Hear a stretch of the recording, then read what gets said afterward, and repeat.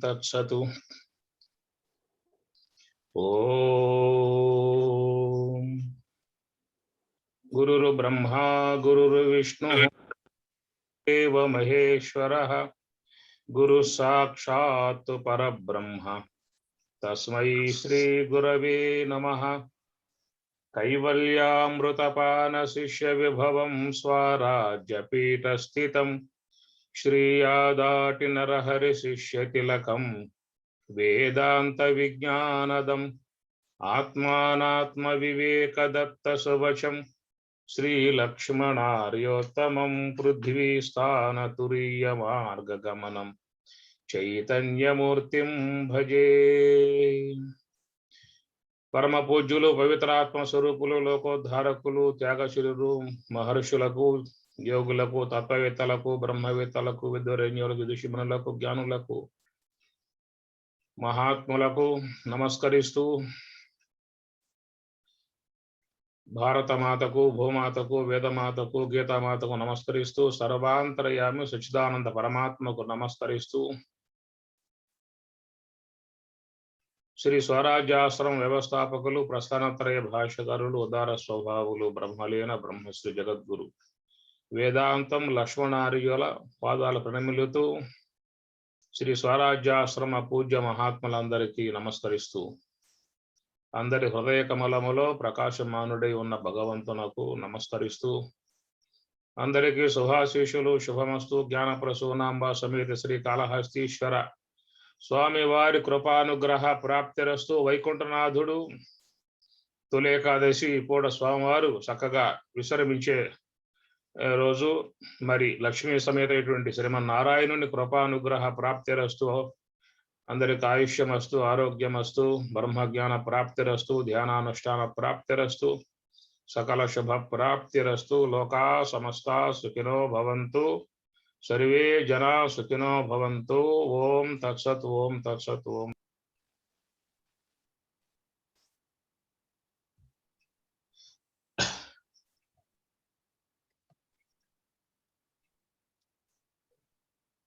హరి ఓం. హరి ఓం. వినపడుతుంది. సరే. శాంతాకారం భుజగశయనం పద్మనాభం సురేశం విశ్వాధారం గగన సదృశం తత్వమస్యాదిలక్ష్యం ఏకం నిత్యం విమలమచలం సర్వధీ సాక్షిభూతం భావాతీతం త్రిగుణరహితం సద్గురుం తం నమామి. తప్పైపోయింది రెండు కలిసే.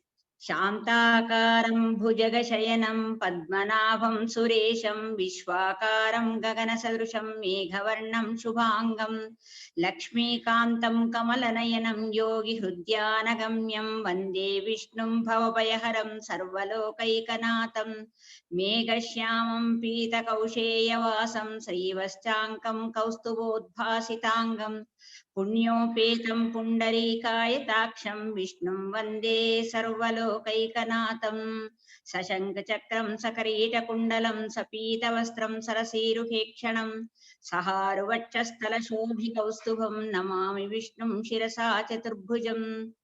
కైవల్యామృతపాన శిష్య విభవం స్వారాజ్యపీఠస్థితం శ్రీయాదాటి నరహరి శిష్య తిలకం వేదాంత విజ్ఞానదం ఆత్మానాత్మ వివేకదత్త సువచం శ్రీలక్ష్మణార్యోత్తమం పృథ్వీస్థాన తురీయ మార్గగమనం చైతన్యమూర్తిం భజే.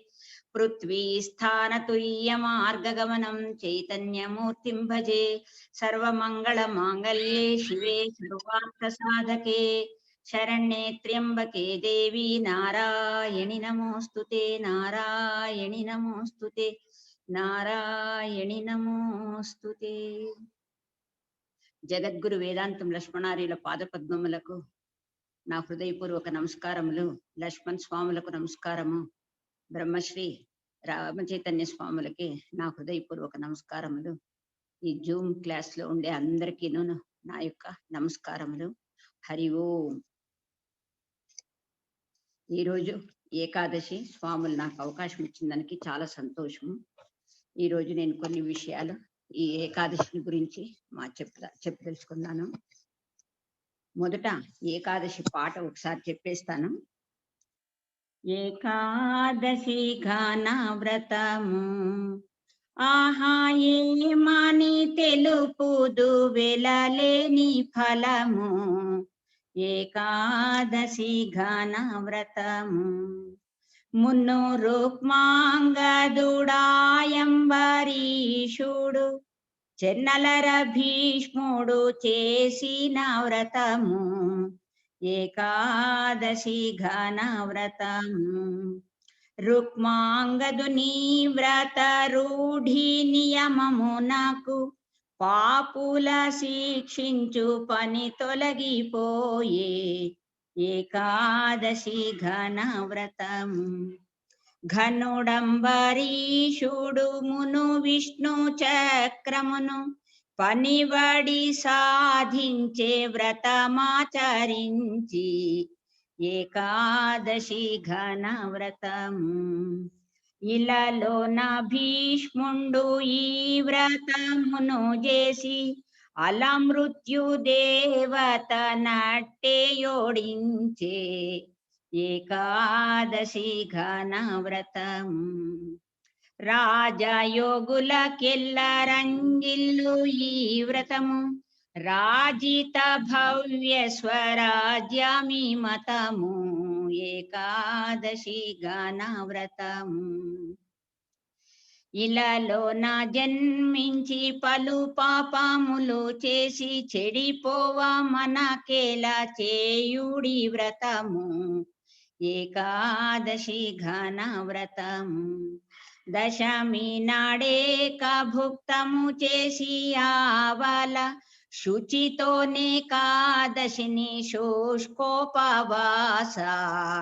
ఏకాదశి ఘన వ్రతము తిండి కన్నను పండు పండు కన్నను పాలు పాల కన్నను నీరు పవనము మేలు.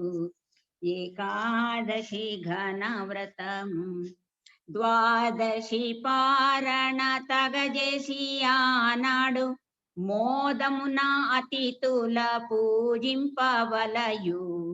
ఏకాదశి ఘన వ్రతము రామ రామ రామ రామ రామాయనుచు రాముని మదిలోన ప్రేమింపవలయు.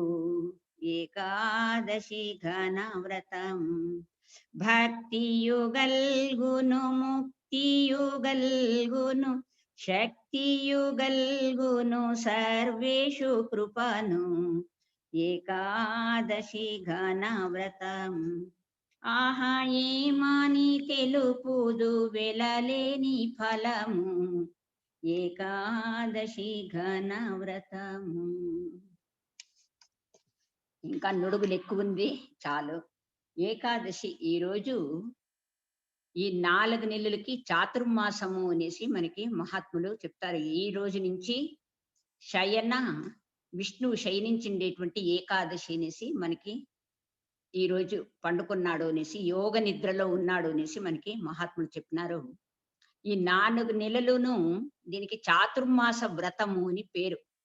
ఈ 4 నెలలు ఎవరైతే భక్తితో భగవంతుని ఆరాధిస్తారో ఈ సంవత్సరం దినాలు కూడాను మన జీవితంలో ఏమైతుందప్ప అనంటే ఇది శక్తి, ఆరోగ్యము, దేవుని యొక్క అనుగ్రహము కలుగుతుంది అనేసి మహాత్ములు చెప్తారు. ఇప్పుడు నుంచి ఏమైతుంది, ఈ 4 నెలలు కూడా చాతుర్మాస వ్రతం ఉన్నప్పుడు ఇక్కడ వానలు అవంతా వచ్చేదాని నుంచి ఏం చేస్తారప్ప అనంటే మహాత్ములు ఒక ఊరిలోనే ఉండి ఈ 4 నెలలు బోధిస్తారు అందరికీ కూడాను అనేసి మహాత్ములు చెప్తారు. ఈ నారదుని చరిత్రలో కూడా మనము ఇది వస్తుందన్నమాట. నారదుడు ఎవరప్ప అనంటే ఒక దాసి దానికి ఎనక జన్మంలో పుట్టింటాడు. ఆ దాసి ఆయమ్మ 4 నెలలు ఏం చేస్తుందప్ప, ఇది ఒకరింట్లో పని చేసుకుని పని మనిషిగా ఉంటుంది. అకస్మాత్తుగా ఆ ఊరికి మహాత్ములు వస్తారు. 4 నెలలను ఒకే దగ్గరే ఉండేట్లా పరిస్థితి ఉంటుంది. అప్పుడు ఆ చిన్న పిల్లవాడైనటువంటి ఆ పని మనిషి ఆ బిడ్డని ఆ ఇంటి యజమానుడు వాళ్ళకి సేవ చేసి పంపిస్తున్నాడు. ఈ 4 నెలలు ఆ నారదుని యొక్క వెనక జన్మంలో ఉండేటువంటి ఆ పిల్లవాడు సేవ చేసిన దానికోసం వాళ్ళకి చాలా సంతోషమైందనమాట.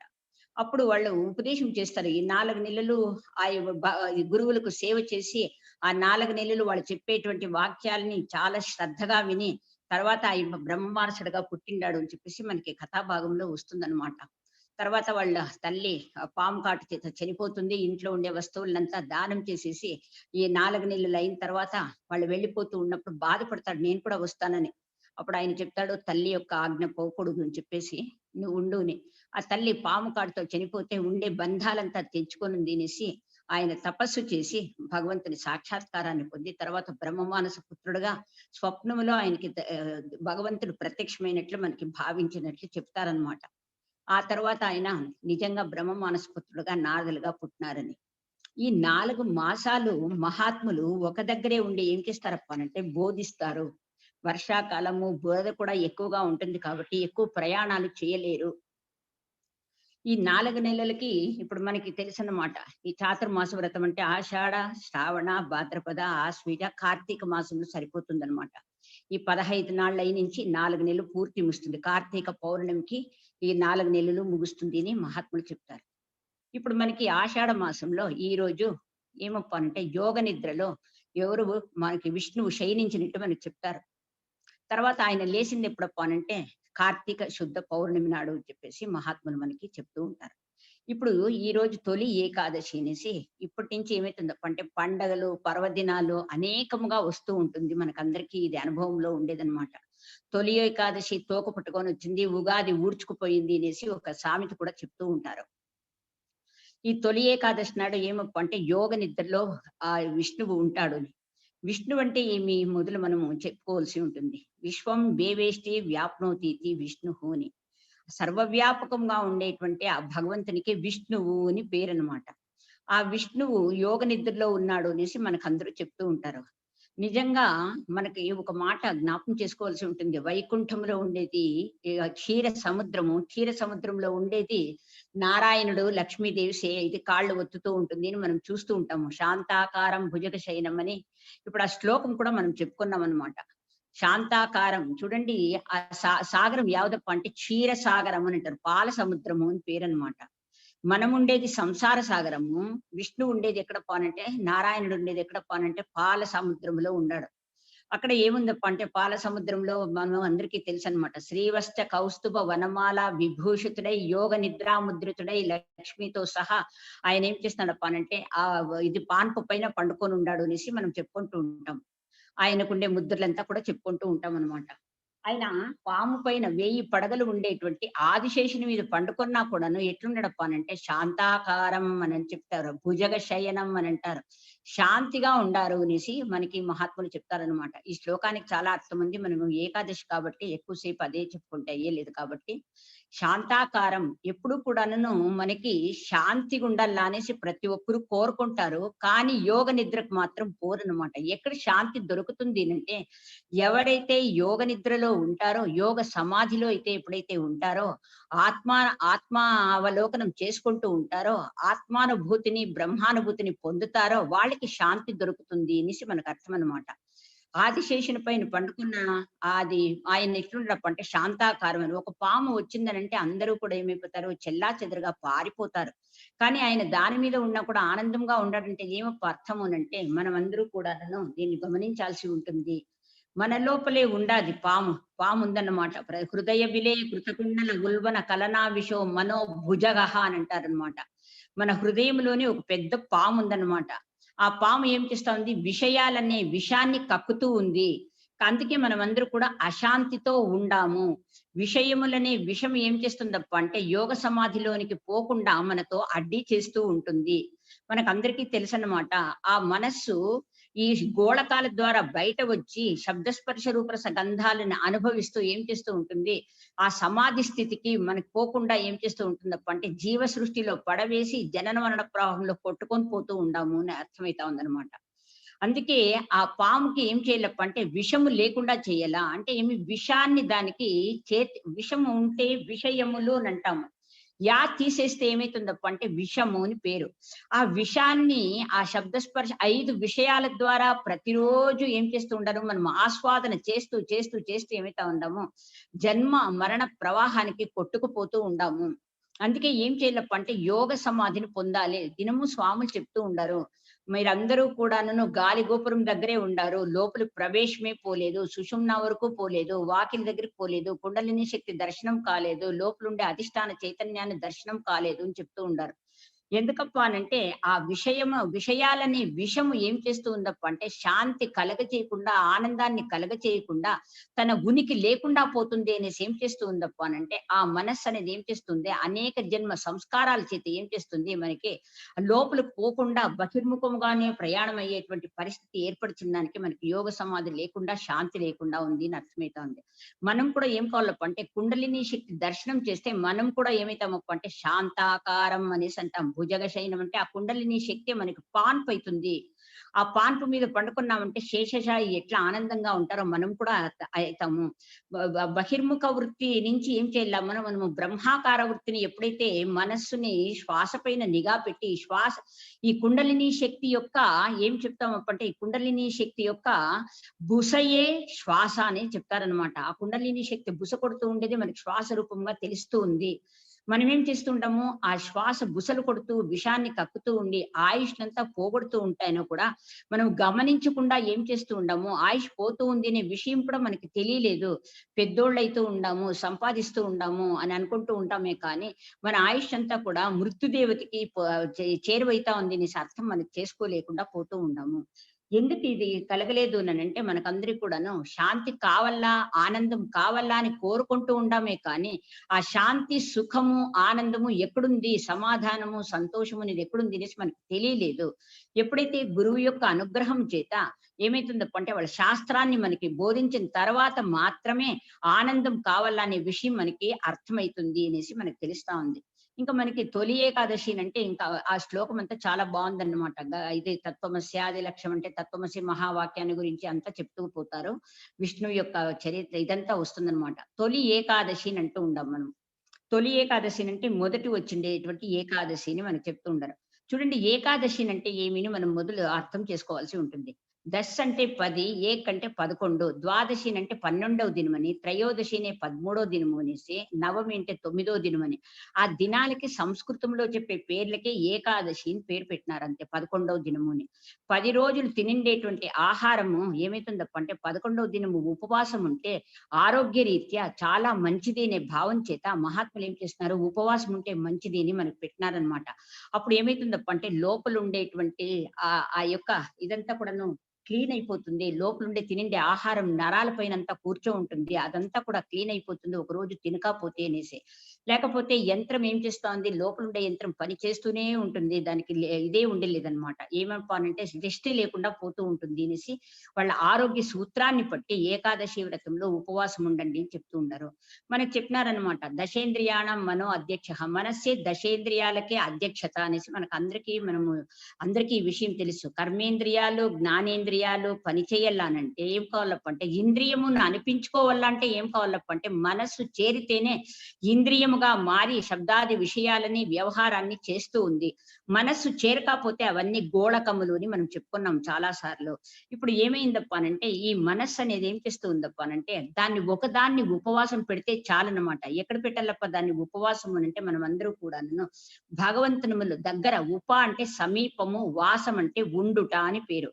ఎవరి దగ్గర పెట్టాలప్ప ఆ మనస్సును అంటే భగవంతుని సమీపంలో ఉంచాలి అని చెప్పిండేదనమాట. మనమేం చేస్తూ ఉంటాము, జిహ్వేంద్రియానికి ఇది పొట్టకు అంటే ఉదరానికి మాత్రము ఏం చేస్తుండము, ఉపవాసాన్ని పెడుతుండము. మనస్సు మాత్రం ఏం చేస్తూ ఉందప్ప అంటే ఆహారాన్ని స్వీకరిస్తూ ఉంది. ఎట్లండి తింటుంది మనస్సు అంటే మనకందరికీ తెలుసు అనమాట. కాలు లేనివాడు ఎక్కని మాను, చేయి లేనివాడు కోశనే పండు, నోరు లేనివాడు రుచి చూచనే పండు. శివుడొక్క తోటే శయముడు కావలి కాసే, ఏకాదశి వ్రతం ఎంత వారికి, ద్వాదశి దానము ఎంత వారికి అనేసి మా అమ్మ వాళ్ళు పాటలు చెప్తూ ఉండేవాడంట. కాళ్ళు లేకుండేవాడు చెట్టెక్కినాడంట, చేయి లేకుండేవాడు పండు కోసినాడు, నోరు లేకుండేవాడు తినిండాడు అని చెప్పేసి మనకు చెప్తూ ఉంటారు. అంటే మనస్సు అనే దానికి ఏమీ లేకున్నా కూడాను అన్ని పనులు చేసేస్తుంది అనేసి మనకు అర్థమైతా ఉందన్నమాట. మనస్సు ఏం చేస్తా ఉంది, ఇంద్రియాల ద్వారా పోయేదే కాకుండా అదే పోయి అన్ని పనులు చేస్తుంది అని స్వామి గారు దినము చెప్తూ ఉండాలన్నమాట. స్వప్నంలోనూ అది దాని సృష్టే, బయట వచ్చినప్పుడు కూడాను, మనం లేచినప్పుడు కూడా జాగ్రత్తలోనూ మనసు పనే, స్వప్నంలోనూ దాని పనే. సుషుప్తిలో 1 గంట కాలం మాత్రమే దానికి రెస్ట్. మిగిలే సమయంలో అంతా 23 గంటల కాలము ఏం చేస్తా ఉందప్ప అంటే ఈ సంకల్పాలతో, ఈ ఆవరణ దోషంతో, ఈ తోపికలతో, ఈ అనాత్మ జ్ఞానంతో ఏమైతుంది ముడిపడి ఏం చేస్తా ఉందప్ప అంటే మనందరితో కూడాను బయట లాగుతూ ఉంది. అనాత్మాకార వృత్తి వైపు, ప్రవృత్తి మార్గం వైపు, భోగాల వెంట, విషయాల వెంట తిరుగుతూ ఉండాము. అప్పుడు ఏమైతుందప్ప అంటే మనస్సు ఏం చేస్తుందప్ప అంటే కడుపేమో ఉదరానికేమో ఏమీ ఇయ్యలేదు. జిహ్వేంద్రియం అడిగితే కూడా ఇయ్యలేదు. కానీ మనస్సు ఏం చేస్తుందప్ప అంటే పోయి తినేసి వస్తుంది. ఎవరైనా చాలా బాగుండేది, ఒబ్బట్టు చేసినామనంటే మన మనసులో అప్పుడేనే అనేసి మనం అప్పుడే ఆస్వాదన చేస్తాం. దాని యొక్క రుచిని ఎప్పుడైతే సంస్కారం ఉంటుంది మన లోపల, మనస్సు లోపల సంస్కార రూపంగా తినేస్తుందనమాట. అందుకే మనకి తెలుస్తుందన్నమాట. ఏం చేస్తుందప్ప అంటే ఆ మనస్సు అనేది ఇంద్రియాలు లేకున్నా కూడా అదేం చేస్తుంది, ఆస్వాదన చేసేస్తుంది. ఇంద్రియాలుంటే ఇంద్రియాల ద్వారా ఆస్వాదన చేస్తుందన్నమాట, తింటుందన్నమాట. ఇప్పుడు మనకేమైతుంది, శివుడొక్క తోటేశ యముడు కావలి కాసి అంటే చూడండి, ఇంత మంచి శరీరాన్ని శివుడు మనకందరికీ ప్రసాదించిండాడు. ఇటువంటి శరీరాన్ని స్థూల, సూక్ష్మ, కారణ, మహాకారణాలతో ఇచ్చి నువ్వు అంతర్ముఖమై భగవంతుడిని అధిష్టాన చైతన్యాన్ని నువ్వు దర్శనం చేయొచ్చు అనేసి మనకి ఈ రూపంగా మనకిచ్చింటే మనమేం చేస్తూ ఉంటామప్ప అంటే ఆ లోపలుండేటువంటి చైతన్యాన్ని దర్శనం చేయకుండా ఇవన్నీ ఇచ్చి ప్రకాశింపచేసి జడమైండేటువంటి ఈ శరీరాలనంతా కూడా ఇచ్చిండేదాన్ని, దాన్ని చైతన్యవంతంగా చేసి అన్ని వ్యవహారాలకి, నీ సుఖానికి, నీ ఆనందానికి కావాల్సిందే సౌకర్యాలు చేసిండేటువంటి ప్రపంచాన్ని ఇచ్చినా కూడా మనమేం చేస్తుండము, ఎన్ని సౌకర్యాలు చేసిండేవన్నీ మరిచిపోతా ఉండాము. ఇది బాగా గుర్తుపెట్టుకోవాల్సి ఉంటుంది. ఎన్ని ఇచ్చినాడప్ప అనంటే చెప్పేదానికి సాధ్యం లేదనమాట. ఇన్ని మన సౌకర్యాలు కలిగించిండేటువంటి ఎవరో ఒక సౌకర్యం చేస్తేనే మన స్వాములు చెప్పి, కళ్ళు లేకుండే వానికి ఎవరో ఒకడు వచ్చి కళ్ళు ఇచ్చినాడంటే అబ్బా మీరు మా దేవుడు ఎట్లా వాడండి, మీరు ఎంత ఇది అనేసి వాళ్ళని పొగడతలు చేసి వాడిని ఏం చేస్తాము, చాలా సంతోషపడినాము. అట్లాది అన్ని అవయవాలు ఇచ్చి, అన్ని ఇంద్రియాలనిచ్చి, అన్ని కూడాను బాగా చైతన్యవంతంగా, ప్రకాశవంతంగా మనకన్నీ కూడాను పనిచేసేటట్లు వ్యవహారం చేసేదానికి కావాల్సింది బుద్ధి శక్తిని, మానసిక శక్తిని, శారీరక శక్తిని ప్రసాదించేటువంటి భగవంతుని ఏం చేస్తూ ఉండాము అంటే మరచిపోతూ ఉండాము. ఈ మరచిపోయేదానికి అజ్ఞానము, అవిద్య అని మనం ప్రతిసలి చెప్పుకుంటూ ఉంటాము. దేవుణ్ణి ఎప్పుడు మరిపిస్తుంది ఆ మనస్సు ఏం చేస్తుందప్ప అంటే వాసనలో ఉంది, సంస్కారాలు అనేక జన్మాల మరిపిస్తూ ఉంది అనేసి మనకు తెలుస్తూ ఉందన్నమాట. ఇప్పుడు ఏం చేయాలప్ప మనం అందరూ కూడానంటే నిజంగా మనం అందరూ కూడా ప్రయత్నం చేయాల్సి ఉంటుంది. దీనికి ఒక కథ మనం చెప్పుకుంటూ ఏకాదశి అంటే అర్థమైందనమాట. 11వ దినము అనేసి మన మనస్సుని భగవంతుని సమీపంలో ఉంచితే ఏకాదశిని. వ్రతం అంటే ఏమి అంటే అన్నాధికములను వర్జించుటకే వ్రతము అని పేరనమాట. అన్నము ఇడిచిపెడుతూ ఉండామే కానీ అన్నము అని అనిండారు కాబట్టి అన్నం తినలేదు. కానీ మనం ఏం చేస్తాము, అనేక వెరైటీస్ అన్ని చేసుకొని ఇంకా ఎక్కువగా భోజనం చేస్తూ ఉంటాం. భోజనం అంటే అన్నమే అని కాదనమాట. వేరే ఆహారాలు కూడా తీసుకునేది కూడా ఆహారమేనంటారు దాన్ని కూడా. అయితే మహాత్ములు ఏం చెప్తారప్ప అనంటే ఆహారం తీసుకునేదానికి తిండి కన్నను పండు, పండు కన్నను పాలు, పాలు కన్నను నీరు, పవనము మేలు ఏకాదశి ఘన వ్రతం. దశమి నాడే భుక్తము చేసి, దశమి నాడు ఒక పూట తినమన్నారు, ఏకాదశి నాడు పూర్తి ఉపవాసం ఉండమని అన్నారు, ద్వాదశి పారణ చేయమన్నారు అనేసి ఈ 3 రోజులకి మనకి ఇట్లా ఈ రూపంగా చెప్తూ ఉండాలన్నమాట. అయితే మనం ఏం చేస్తూ ఉంటామప్ప అంటే ఆహారాన్ని ఎక్కువగా తీసుకునేదానికి ఇంకా ఈ పొద్దు ఇంకా రుచులు ఎక్కువగా చేసుకుంటూ ఉంటాము అని కూడా మహాత్ములు చెప్తూ ఉంటారు. మేము హరికత్తి పోతూ ఉంటాం అనమాట. ఇప్పుడు చెప్తూ ఉంటారు గుర్రాజు నాయుడు అనేసి, సేరువరే పాలు, సేరువరే పాలు, సేరువరే ఉప్పిట్టు, వందువరే పాలు అని చెప్తూ ఉండనమాట. అంటే 1.5 సేరు ఉప్పిండిను పాలు ఇంత తాగుతాము అనేసి చెప్తూ ఉంటారనమాట. అట్లా మనం ఏం చేస్తూ ఉండము, ఈ యొక్క మనస్సుకి ఉపవాసాన్ని పెట్టాలని మనకి ఈ తొలి ఏకాదశి నుంచి అన్ని దినాలలో కూడాను భగవంతుని సమీపంలో నీ మనసు నుంచోనే భావాన్ని మనకి చెప్పేదానికి ఏకాదశి అనేసి చెప్తూ ఉండనమాట. ఈ ఏకాదశి వ్రతం ఎవరు చేసిరప్ప అనంటే మనం చెప్పే మున్ను రుక్మాంగదుడాయంబరీషుడు చెన్నాలర భీష్ముడు చేసిన వ్రతము. రుక్మాంగద మహారాజు, భీష్ముడు, తర్వాత మనం చెప్పుకున్నాం అంబరీషుడు, వీళ్ళందరూ కూడా చేసిండారు అని.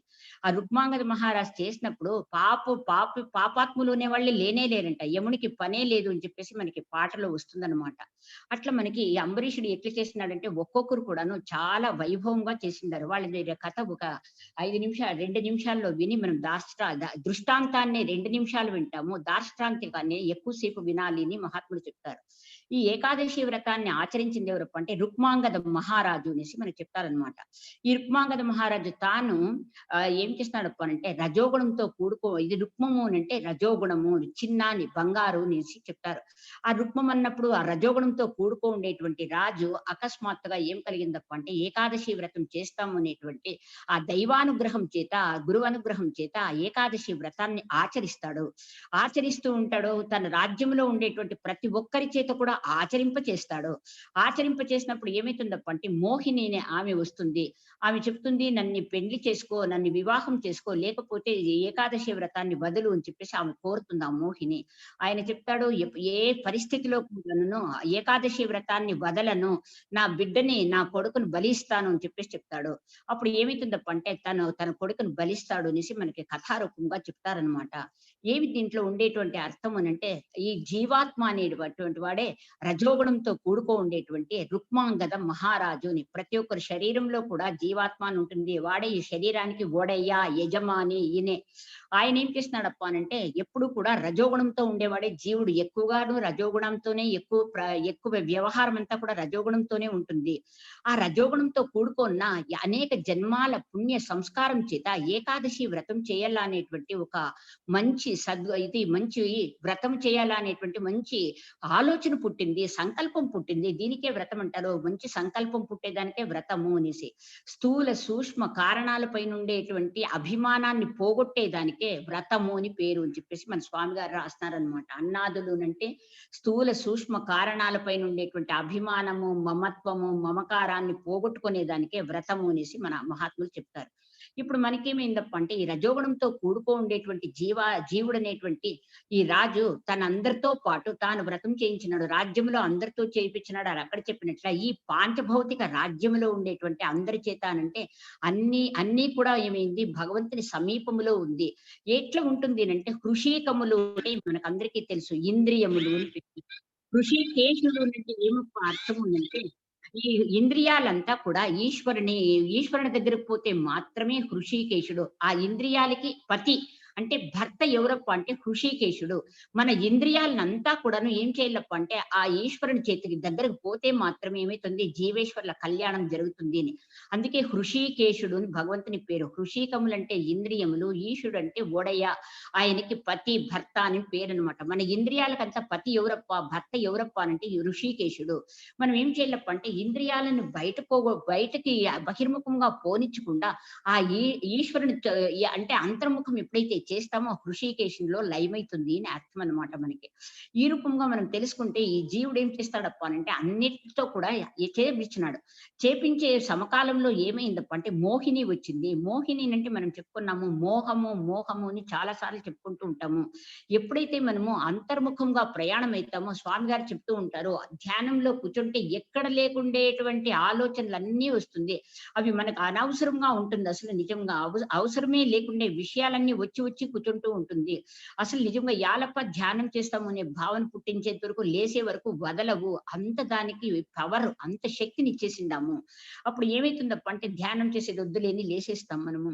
ఎందుకప్ప అనంటే అన్ని లోపల ఏమైతుందప్ప అనంటే ఆ లోపల ఉండేటువంటి విషయ వాసనలన్నీ కూడా పోవాలి అంటే కొంతసేపు విసుగు లేకుండా కూర్చుంటే కానీ అప్పుడు ఏమైతుందప్ప అంటే లోపల తోడే కొద్దీ ఏమైతా ఉంటుంది, లోపల ఉండేటువంటి వాసనలంతా కూడా సంస్కారాలంతా కాలిపోయేదానికి అవుతుంది.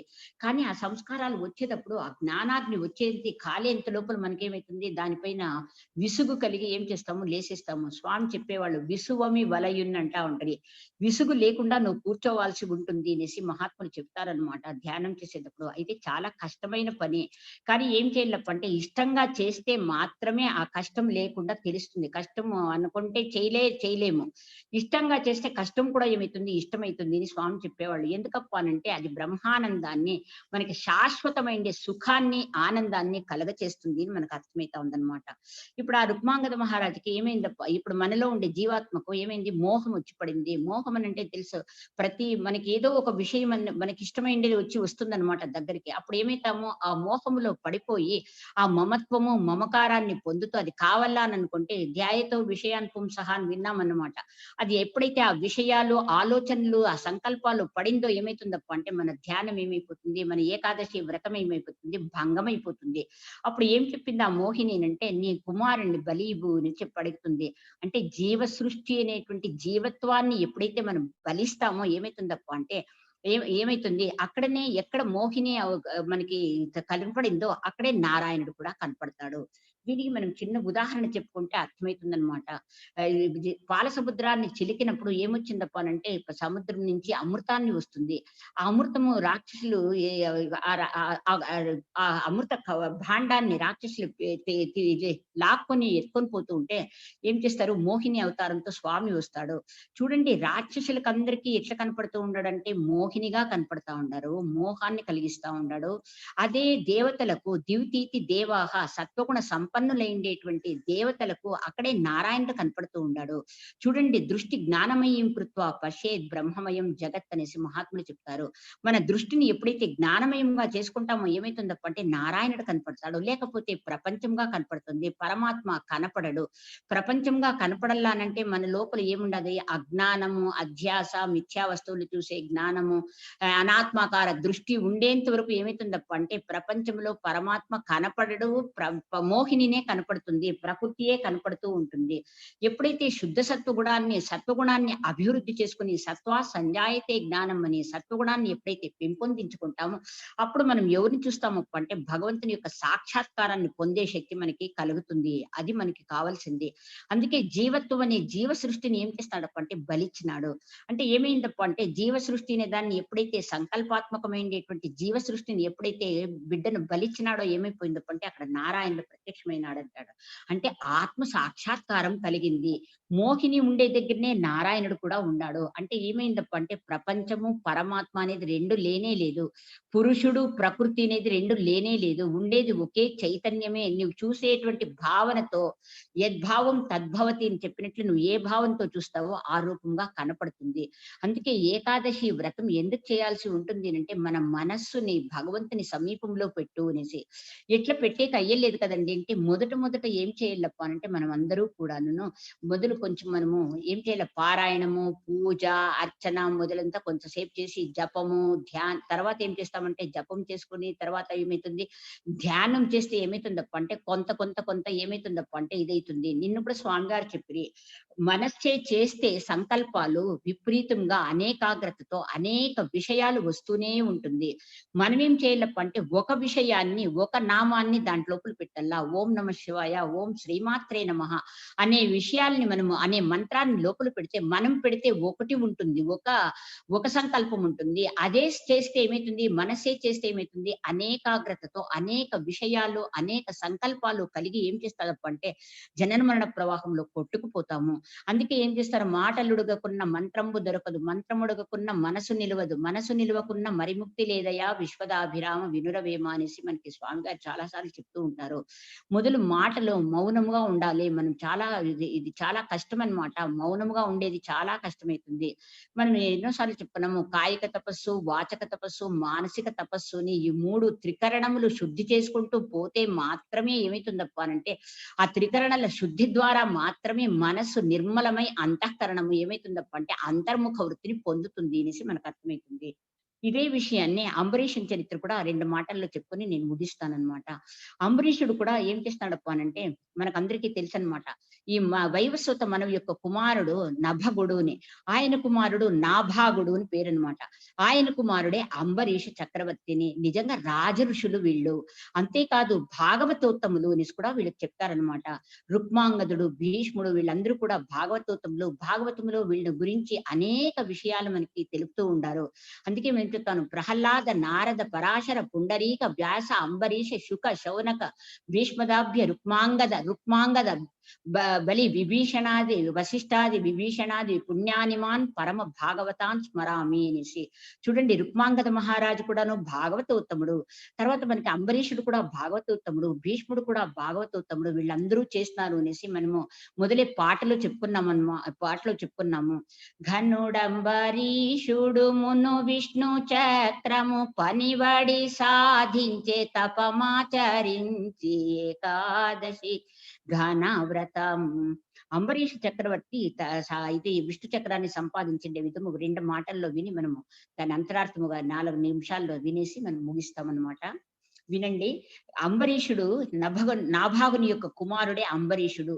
వీళ్ళందరూ కూడా రాజ ఋషులు. నిజంగా రాజ్యాన్ని పరిపాలిస్తూ ఉన్నా కూడాను ఋషిత్వాన్ని పొందిండే వాళ్ళు. ఋషి అంటే అతీంద్రియ శక్తి కలిగిండే వాళ్ళు అనేది ఒకటి, అతీంద్రియ దృష్టి కలిగిండే వాళ్ళు అనేది ఒకటి. జ్ఞానస్య పారగమాద్ ఇతి ఋషిని, జ్ఞానం యొక్క తీరాన్ని చేరుకో ఉండేవాళ్ళు కాబట్టి వీళ్ళకి ఋషులు అని పేరు అనమాట. రాజ్యాన్ని పరిపాలిస్తూ ఉన్నా కూడా ఏ విధమైనటువంటి బంధనాలు లేకుండా వాళ్ళు, మనం చెప్తాము జనక మహారాజు రాజ ఋషి అని అంటాం. అట్లనే ఈ అంబరీష చక్రవర్తి కూడాను రాజ ఋషి అనేసి ఆయనకి ఉంది. భాగవతోత్తముడు. అందుకే భాగవతోత్తములు అంటేనే మనకు తెలుసు అన్నమాట. భగవంతునికి ఇష్టమైండే వాళ్ళే భాగవతులు.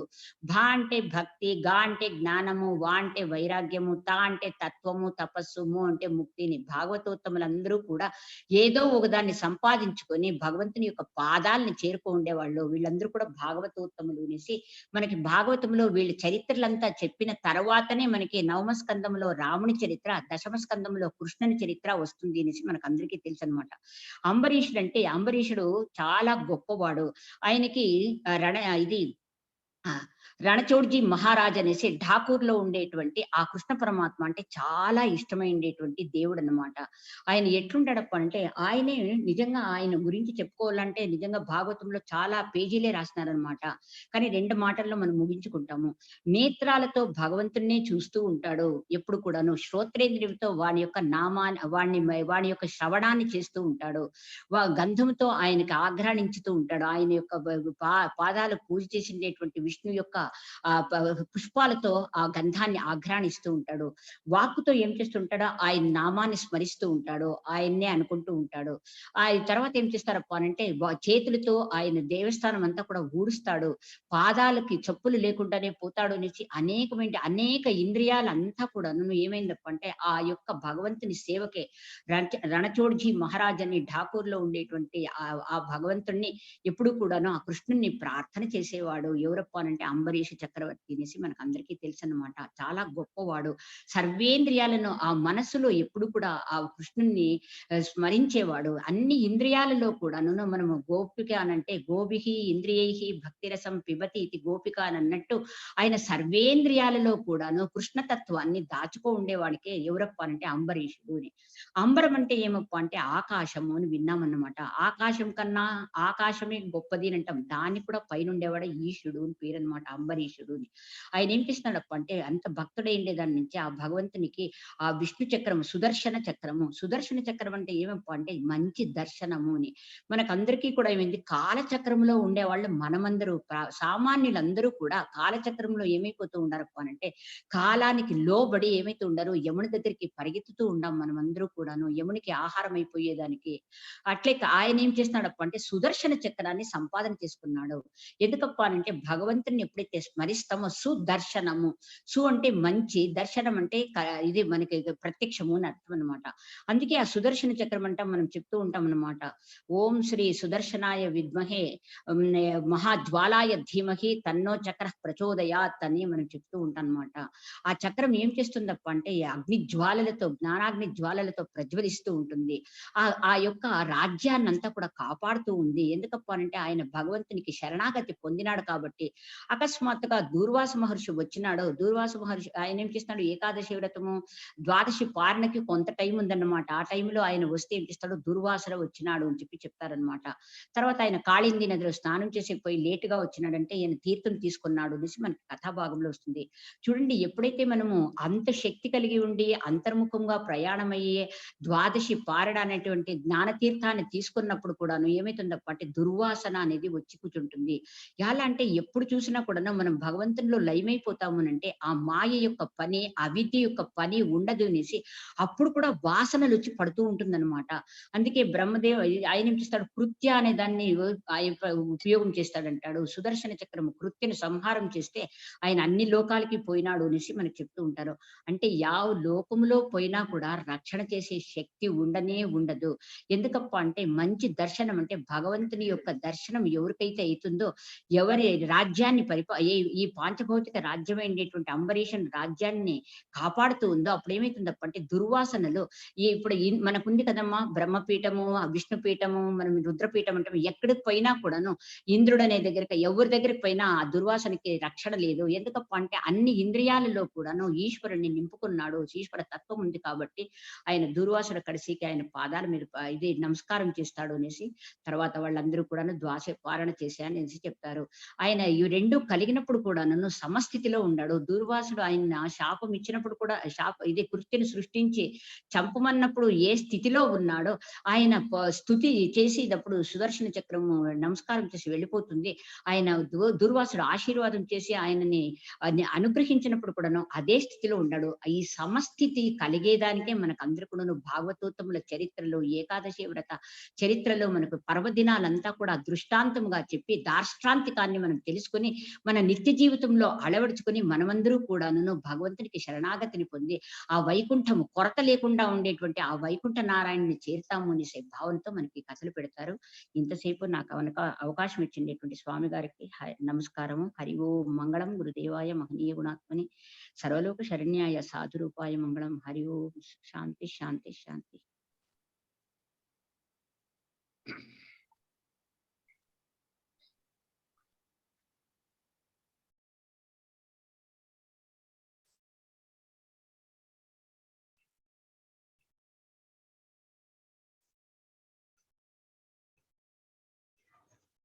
వేదములు తెచ్చినట్టి విభునికి శరణు, ఆది మూలమంటే వచ్చి అతనికి శరణు. వేదములు తెచ్చినట్టి విభునికి శరణు, ఆది మూలమంటే వచ్చి అతనికి శరణు. ఏ దిశాతానై ఉన్న ఈతనికి శరణు, శ్రీదేవి మగడైన శ్రీపతికి శరణు. అరసి నన్ను గాచిన ఆతనికి శరణు, పరము నిహము నేలే పతికి శరణు. తానే చైతన్యమైన దైవానకు శరణు, నానా బ్రహ్మాండాల నాదునికి శరణు. తానే చైతన్యమైన దైవానకు శరణు, నానా బ్రహ్మాండాల నాదునికి శరణు. ఆనుక శ్రీ వెంకటాద్రియందు నుండి, ఆనుక శ్రీ వెంకటాద్రియందు నుండి వరములు దీనులకిందరికిచ్చే దేవునికి శరణు. అరసి నన్ను గాచిన ఆతనికే శరణు, పరము నిహము నేలే పతికి శరణు. అరసి నన్ను గాచిన ఆతనికే శరణు. ప్రియాత్మ స్వరూపులారా, పర్వదినములు అనేటువంటివి మనకి హైందవ సంస్కృతి లేదా ఆర్య సంస్కృతి, వేద సంస్కృతి మనకున్నటువంటి విధానములో మన సంస్కృతి సాంప్రదాయములు అనేటువంటివి చక్కగా ఉన్నటువంటి విధానము.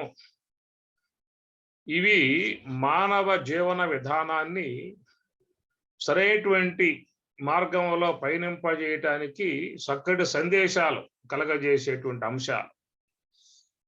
ఇట్లా మనకు అడుగడుగున మహాత్ములు ఏదో రూపకంగా ఆ జీవన విధానాన్ని మెరుగుపరిచే విధానాలలో మనకు ఏర్పాటు చేసి ఉన్నటువంటిది.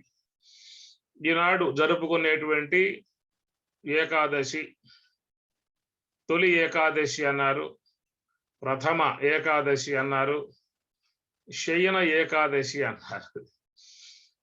శుద్ధ ఆషాఢ శుద్ధ ఏకాదశి అని చెప్పని ఈ రోజున స్వామివారు చక్కగా విశ్రమించే రోజు అన్నమాట అని మనకు పురాణాలలో చెప్పేటువంటి విధానము.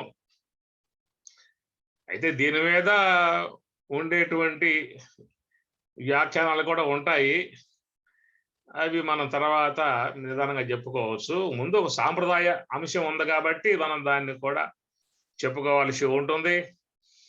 అందువల్ల మరి ఈ రోజు నుంచి చక్కగా స్వామివారు విశ్రమించి మరి యోగ నిద్ర ఆయన పొందేది, మామూలు నిద్ర కాదు. అది కూడా మనం చెప్పుకోవాల్సి ఉన్నది. స్వామివారు యోగ నిద్రలో ప్రవేశించే విధానము ఈ 4 నెలల కాలం మళ్ళీ తిరిగి కార్తీక మాసం అప్పుడు కార్తీక పూర్ణిమ కార్తీక ఏకాదశి నాటికి స్వామివారు మళ్ళా మేలుకోవడం జరుగుతుంది. ఈ 4 నెలల కాలములో ఇక మన వాళ్ళు చక్కగా ఒక చోట చేరుకుని ఈ చాతుర్మాస్య విధానం జరుపుకునేటువంటిది కూడా ఉంటుంది. ఈ ఎటు కూడా పర్యటన చేయలేక చాతుర్మాస్య వ్రతం పెట్టుకున్నట్లయితే ఎటు పోయే అవకాశాలు లేవు ఏమి. ఈ 4 నెలలు ఒక ఆశ్రమంలో మరి చక్కగా తాత్విక సంబంధ అంశాలు అధ్యయనం చేసుకుంటూ ధ్యానం బాగా చేసుకునే విధానం చేస్తారు స్వాములు ఆశ్రమాలలో. ఎందుకంటే ఎంతకాలం పాటు పర్యటన అని చెప్పని బ్యాగులు వేసుకుని ఆ గ్రామం ఈ గ్రామం ఆ పట్టణాలు ఈ పట్టణాలు. నా పని అయితే ఇంతకుముందు ఎప్పుడు టికెట్లు బుక్ చేసుకోవడం బయలుదేరటం, బండి ఎక్కటం, పోవటం. ఇప్పుడు మాత్రం 1.5 సంవత్సరం నుంచి ఏడకు పోకుండా కట్టి పరేశారు ఆ పని. మహాచాతుర్మాస్యం నాది.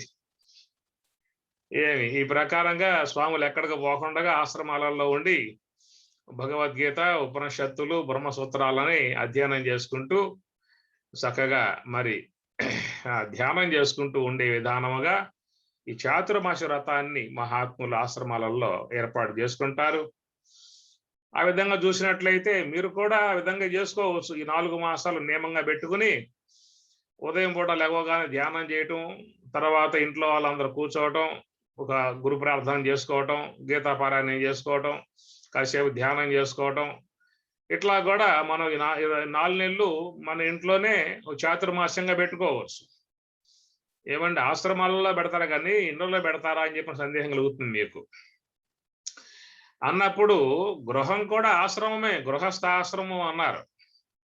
అదేమో సన్యాసాశ్రమం, మందేమో గృహస్థాశ్రమం. అన్ని ఆశ్రమాలే. బ్రహ్మచర్య ఆశ్రమం అన్నాం, తర్వాత గృహస్థాశ్రమం అన్నాం, వానప్రస్థాశ్రమం అన్నాం, సన్యాసాశ్రమం చివరికి. అందువల్ల అన్ని ఆశ్రమాలే. కాబట్టి ఆ ప్రకారంగా మరి ఇంట్లో కూడా ఒక నియమం పెట్టుకోవచ్చు. ఈ 4 నెలలు మహాత్ములు ఎక్కడికి పోరు కాబట్టి వాళ్ళ ఆశ్రమాలలో వాళ్ళు ధ్యానం చేసుకునే విధానం. ఎందుకంటే పర్యటన చేయడానికి కూడా అవకాశాలు ఉండవు, వానలు బాగా పడతా ఉంటాయి కాబట్టి ఏడకపోయే అవకాశం ఉంటుంది బ్యాగులు వేసుకుని. అందువల్ల ఈ 4 నెలలన్నా కూడా వాళ్ళ కోసంగా వాళ్ళు తరింపు కోసంగా చేసుకోవటం. మిగతా రోజులన్నీ కూడా లోకోద్ధరణ కోసంగా వాళ్ళు చేసే సేవలు ఉంటాయి. ఈ 4 నెలలు వాళ్ళ ఉద్ధరణ కోసంగా చేసుకునే విధానము అని చెప్పని ఆ ప్రకారంగా మీరు కూడా ఒక భావం చేసుకోవచ్చు. ఈ 4 నెలలు మేము ఒక నియమం పెట్టుకుంటాం. ఆశ్రమంలో ఏ ప్రకారంగా మహాత్ములు ప్రార్థన, గీతాపారాయణము, ఉపనిషత్ పారాయణము ఇట్లాగా చేసుకుని ధ్యానం చేసుకునే విధానం ఉంటుందో ఆ ప్రకారంగా మన గృహంలో కూడా పెట్టుకున్నట్లయితే కొంతవరకు మనం ఆధ్యాత్మిక విధానంలో పయనించే అవకాశం ఏర్పడుతుంది. ఒక నిమిత్తము అంటారు. ఒక నిమిత్తం లేనిదే మనం ఏ కార్యం తలంపం, కార్యాలు చేయం. ఇప్పుడు సంక్రాంతి పండుగ అనేది వస్తుంది అనుకోండి, ఏం చేస్తారు? ఇల్లు వాకిళ్ళు మొత్తం కడిగేసుకుంటారు. ఈ ఇంట్లో ఉన్నవన్నీ మొత్తం పాత వస్తువులు మొత్తం బీడిపడేసి అగ్నిహోత్రుని కనిపించేసి గృహం అంతా శుద్ధంగా అలుక్కునో కడుక్కునో రంగులు వేసుకునో ఎక్కడెక్కడ బూజులు ఉన్నాయో మొత్తం దులిపేసుకుని పాత బట్టలు మొత్తం అగ్నిలో పడేసేసి కొత్త బట్టలు మళ్ళీ కొత్తవి కొనుక్కొని ఈ ప్రకారంగా ఒక నిమిత్తం ఉండాలి. నిమిత్తం లేకపోతే మనలో ఒక నూతనత్వం వచ్చే అవకాశం లేదు. ఆ ప్రకారంగా అప్పుడప్పుడు పండగలు వచ్చి పలకరిస్తా ఉంటాయి. ఏమిరా బాగా ఉన్నావా, బాగా తిన్నావా, ఎప్పుడన్నా తిని కాస్త మంచిగా మంచి దుస్తులు కట్టుకో, మంచి ఆనందంగా ఉండు, సంతోషంగా ఉండు, ఏ అవకాశం పెట్టుకోమాక, ఏ ఆలోచనలు పెట్టుకోమాక, రోజు ఏడుపులే కదా, రోజు ఇలాంటి దిగుళ్ళే కదా, ఈ పూట పెట్టుకోమాక అన్నట్లుగా 2 పూట్ల పలకరించి మనిషిని సజావుగా చేసి చక్కదిద్ది, మంచివాడిగా చక్కదిద్ది, ఆలోచన చక్కదిద్ది, ఆ విధంగా పండగ కాస్త వెళ్ళిపోతుంది. తర్వాత మళ్ళా ఉండే సంసారం గొడవలు మళ్ళా ఎటుతిరిగి ఉంటాయి. సంసారం సాగరం కదా, అదే వదిలిపెట్టదుగా. మళ్ళా ఎమ్మటే అది ఆరంభం చేసుకుంటుంది, కొనసాగించుకుంటుంది. మళ్ళా మధ్యలో ఇంకేదో పండగ వస్తుంది, కొంచెం వాడిని చక్కదిద్ది, శుద్ధం చేసి, మంచిగా చేసి, సంతోషపరిచి, తృప్తిగా అప్పుడు భోంచేసి, మంచి బట్టలు కట్టుకుని, ఈ ప్రకారం ఇల్లు శుద్ధం చేసుకుంటాడు, ఒళ్ళు శుద్ధం చేసుకుంటాడు. అదొక నూతనత్వముగా మానవునికి ఒక చక్కగా నవ జీవితాన్ని అందించే విధానంగా వచ్చేటువంటి పండుగలు. ఇది మనం చెప్పుకునేటువంటి తొలి ఏకాదశి అని చెప్పానంటే తొలి పండుగ. ఇక ఇక్కడి నుంచి పండుగలన్నీ కూడా ఆరంభం అయ్యేటువంటి విధానం ఉంటుంది. అందుచేత స్వామివారు ఈనాడు మరి యోగ సమాధికి వెళ్ళిపోయే విధానం, మనకు సంవత్సరం మొత్తం వచ్చేటువంటి ఏకాదశులు మొత్తం 24 వస్తాయి చెప్పనుకోండి. అన్నిటికీ ప్రత్యేకమైనటువంటి వాటికి ఉండేటువంటి భాగాలు ఉన్నాయి. అట్లాగా ఈ తొలి ఏకాదశి నుంచి కొంతమంది ఆశ్రమాలలో చాతుర్మాస్యం చేస్తారు, లేదా రేపు వచ్చేటువంటి గురు పూర్ణిమ తర్వాత మనకు వచ్చేది గురు పూర్ణిమ. ఆ పూట నుంచి కూడా చాలా మంది చాతుర్మాస్యాలు ఆరంభం చేసుకోవటం అనేది ఉంటుంది. ఆ పూట వ్యాస పూర్ణిమ, గురు పూర్ణిమ అంటే వ్యాస పూర్ణిమ నిమిత్తంగా చేసుకుని, ఎందుకంటే వ్యాస భగవానుల వారే సమస్త శాస్త్రం అంతా కూడా అందించింది. వేద విభజన చేశాడు, భారతం ఇచ్చాడు, భాగవతం ఇచ్చాడు, భగవద్గీత, పురాణములు 18 పురాణాలు ఇవన్నీ కూడా ఆయన ప్రసాదించాడు. కాబట్టి అందువల్ల ఆయన మరి ఆ పూట వ్యాస పూర్ణిమగా చేసుకుని చాతుర్మాస్యములు అనేది ఏర్పాటు చేసుకోవడం కూడా లోకంలో ఉంటుంది. సరే, ఈ పూట చక్కగా శ్రీమన్నారాయణుణ్ణి అందరూ కూడా ఆరాధించుకునే విధానం ఉంటుంది. ఈ ఏకాదశి రోజున అందరూ కూడా ఉపవాసం అనేది చేస్తారు. లంఘనం పరమౌషధం అనేటువంటిది కూడా సామెత ఉన్నది. ఉపవాసం గనక ఉన్నట్లయితే శరీరం కొంత శుద్ధమయ్యే అవకాశం ఉంటుంది, లోనున్నటువంటి పాదంతా కూడా పోతుంది, మళ్ళా కొత్తగా ఫ్రెష్గా వస్తుంది. కాబట్టి ఉపవాసం చేయటం కూడా మంచిదని చెప్పని అంటారు. ఇవాళ ఉపవాసం ఉండగలిగే అవకాశం లేకపోతే, శక్తి లేకపోతే ఆ పండ్లన్నా కొంచెం తీసుకున్నట్లయితే దేహం మంచి ఆరోగ్యంగా వచ్చే అవకాశం ఏర్పడుతుంది. ఇలాంటివన్నీ ఆరోగ్య సూత్రాలు మనకి మహాత్ములు ఏర్పాటు చేసినటువంటి అంశము. కాబట్టి ఈ ప్రకారంగా ఆహారం తీసుకోకపోవటం అనేటువంటిది ఉపవాసముగా మనం మాట్లాడుకుంటూ ఉన్నాం. అది దేహానికి సంబంధించినటువంటి ఉపవాసము, అది శరీరానికి ఆరోగ్యకర విధానమైనటువంటి ఉపవాసము. రెండవది ఏంటంటే మనం మనస్సుని పరమాత్మతో పెట్టాలి. అంటే దగ్గర, న్యాసము అంటే ఉంచటం.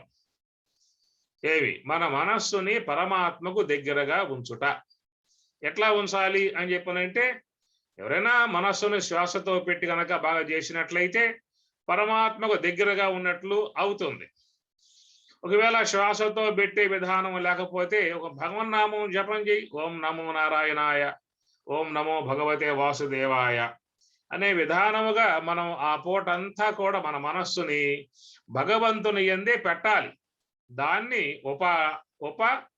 ఉపవాసము, వస నివాసే. వస అంటే ఉండుట, వస నివాసే మన మనసును భగవంతునితో ఉంచటం. ఇప్పుడు ఆహారం తీసుకోకుండా ఉండటం అనేటువంటిది అది శారీరక సంబంధ ఆరోగ్యంలో చేరి ఉన్న సూత్రం. అది ప్రతి ఏకాదశికి ఉపవాసం ఉండే వాళ్ళు ఉంటారు. అయితే ప్రధానంగా ఉపవాసం అని చెప్పి అన్నప్పుడు ఆ పూటన్నా కాస్త భగవంతుని ధ్యానం చేయవయ్యా. రోజు మొత్తం మీద కుదిరే వ్యవహారం కాదు. నీకున్న యావకేషన్లు, నీకున్న వ్యాపారాలు, నీకున్న లావాదేవీలు, నీకున్న రాజకీయాలు, వాటిల్లో బాగా మునిగిపోయావు. కనీసం ఈ నిమిత్తం అన్నా కూడా కొంచెం దృష్టిలో పెట్టుకుని ఆ పూటన్నా కొంచెం బాగా ధ్యానం చేస్తావు అని చెప్పని, లేదా భగవంతుని ధ్యానం చేస్తావు అని చెప్పనేటువంటి భావనగా కూడా ఆ పెట్టుకొచ్చిన విధానం.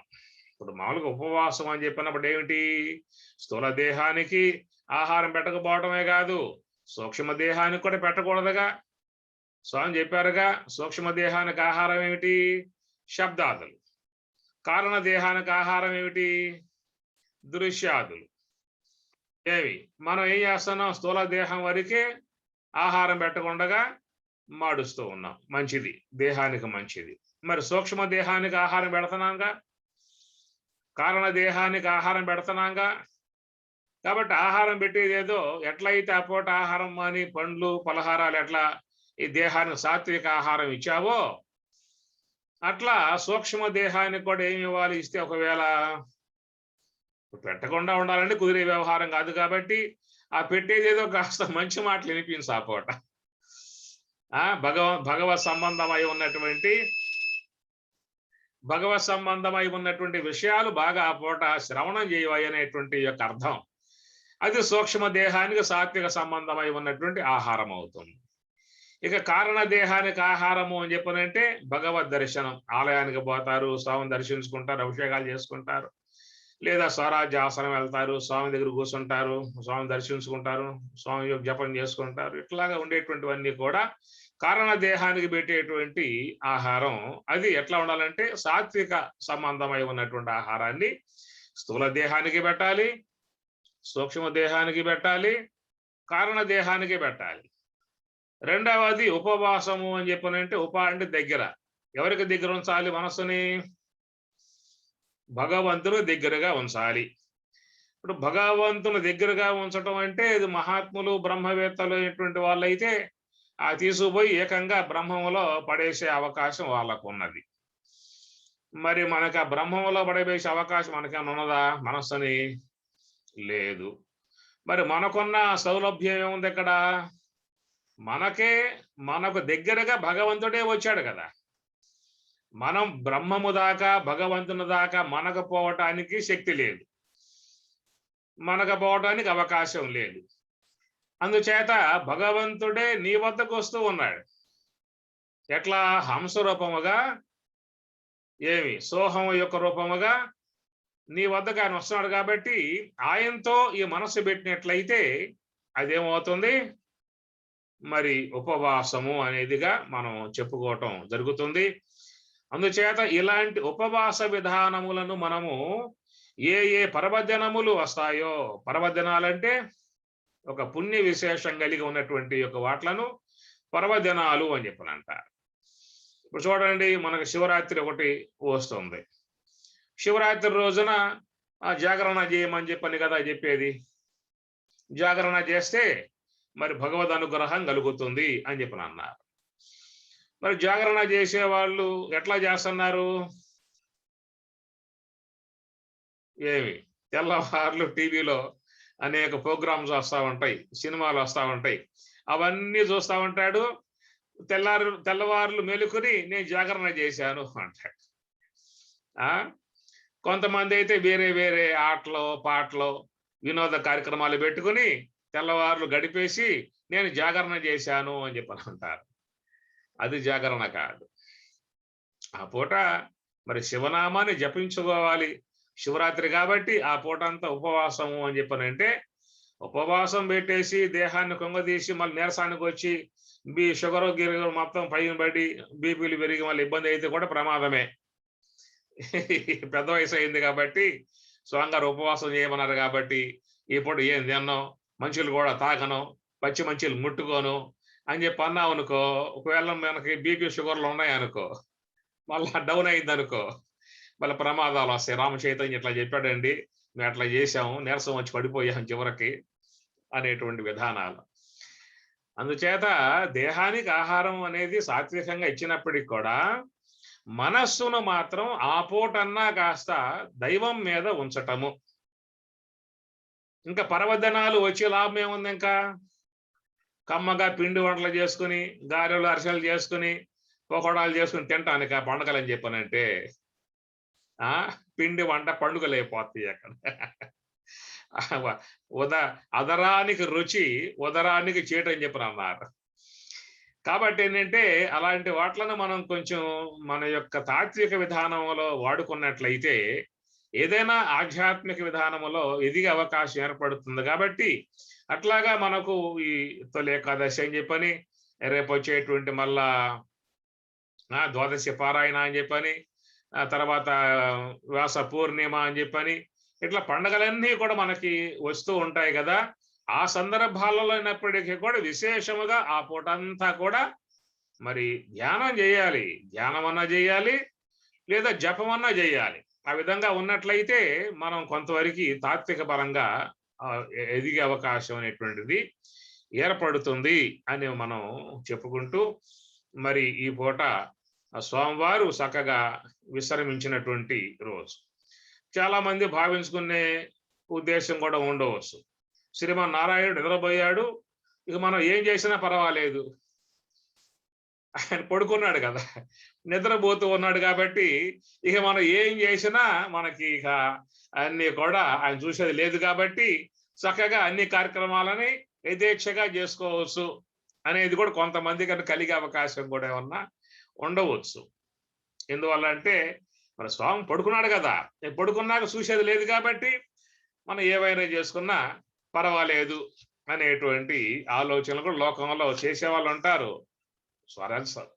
స్వరాజ్య సంఘం లేదు ఉండదనుకోండి, లోకంలో కొంత భావించుకునే అవకాశాలు ఉంటాయి.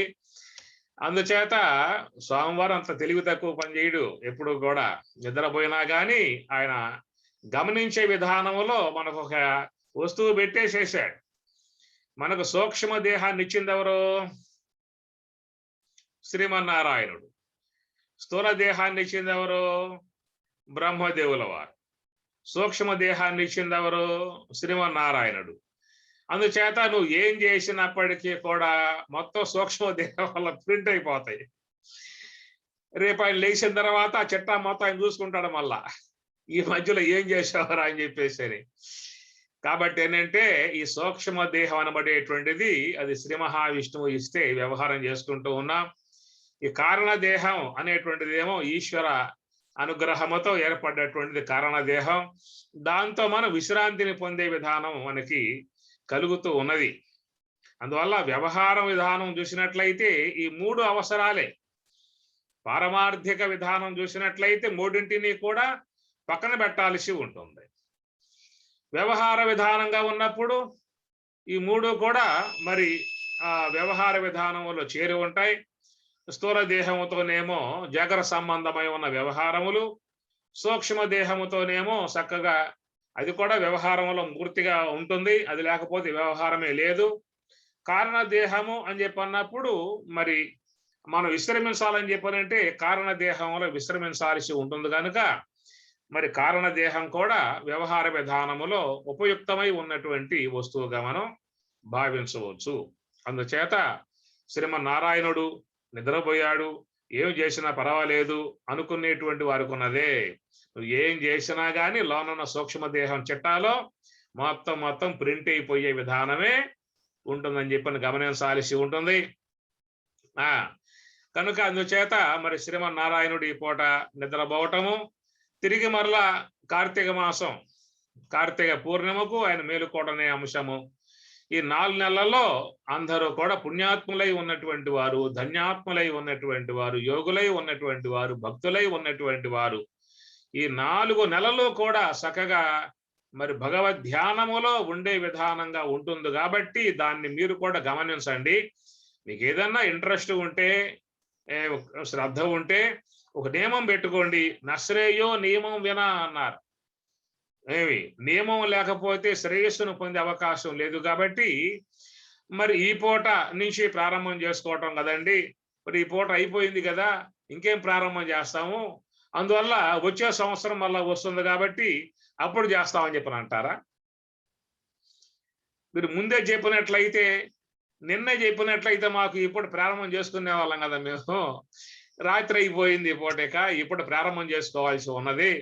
అందువల్ల ఇక అవకాశాలు లేవు కాబట్టి వచ్చే సంవత్సరం అప్పుడు జ్ఞాపకం చేయండి, అప్పుడు మేము దీన్ని ఈ విధంగా నియమం పెట్టుకుని చేస్తామని చెప్పని కూడా ఒక ఆలోచన లోపల మెదిలే అవకాశం ఉంటుంది. మనిషి ఎప్పటికీ కూడా ఏదో ఒక వంక చెప్పి తప్పించుకునే మార్గం ఎతుకుతూ ఉంటాడు. అందుచేత లోకంలో మహాత్ములంతా కూడా ఈ పూట ప్రారంభం చేయరు. రేపు పూర్ణిమకు ఆ పూట ప్రారంభం చేస్తారు. గురు పూర్ణిమ, మా లక్ష్మణార్యుల గురు పూర్ణిమ, ఎవరెవరి గురువులు ఉన్నారో వాళ్ళ వాళ్ళ గురువుల యొక్క గురు పూర్ణిమ ఆ పూట ఆరంభం అవుతుంది. గురుదేవునికి చక్కగా అప్పుడు పూజలు చేసుకుంటారు, గురుస్మరణ చేసుకుంటారు. ఇక ఆ పూట నుంచి వ్యాస భగవానుల వారి పూర్ణిమ కాబట్టి ఆ పూట ప్రారంభం చేసుకునే విధానం ఉంటుంది. కాబట్టి అందుచేత మీకు ఈ పూట అవకాశం లేదు కనుక మీరు పూర్ణిమ నుంచే ప్రారంభం చేసుకోండి. ఇంటెల్లబాది అందరూ కూడా.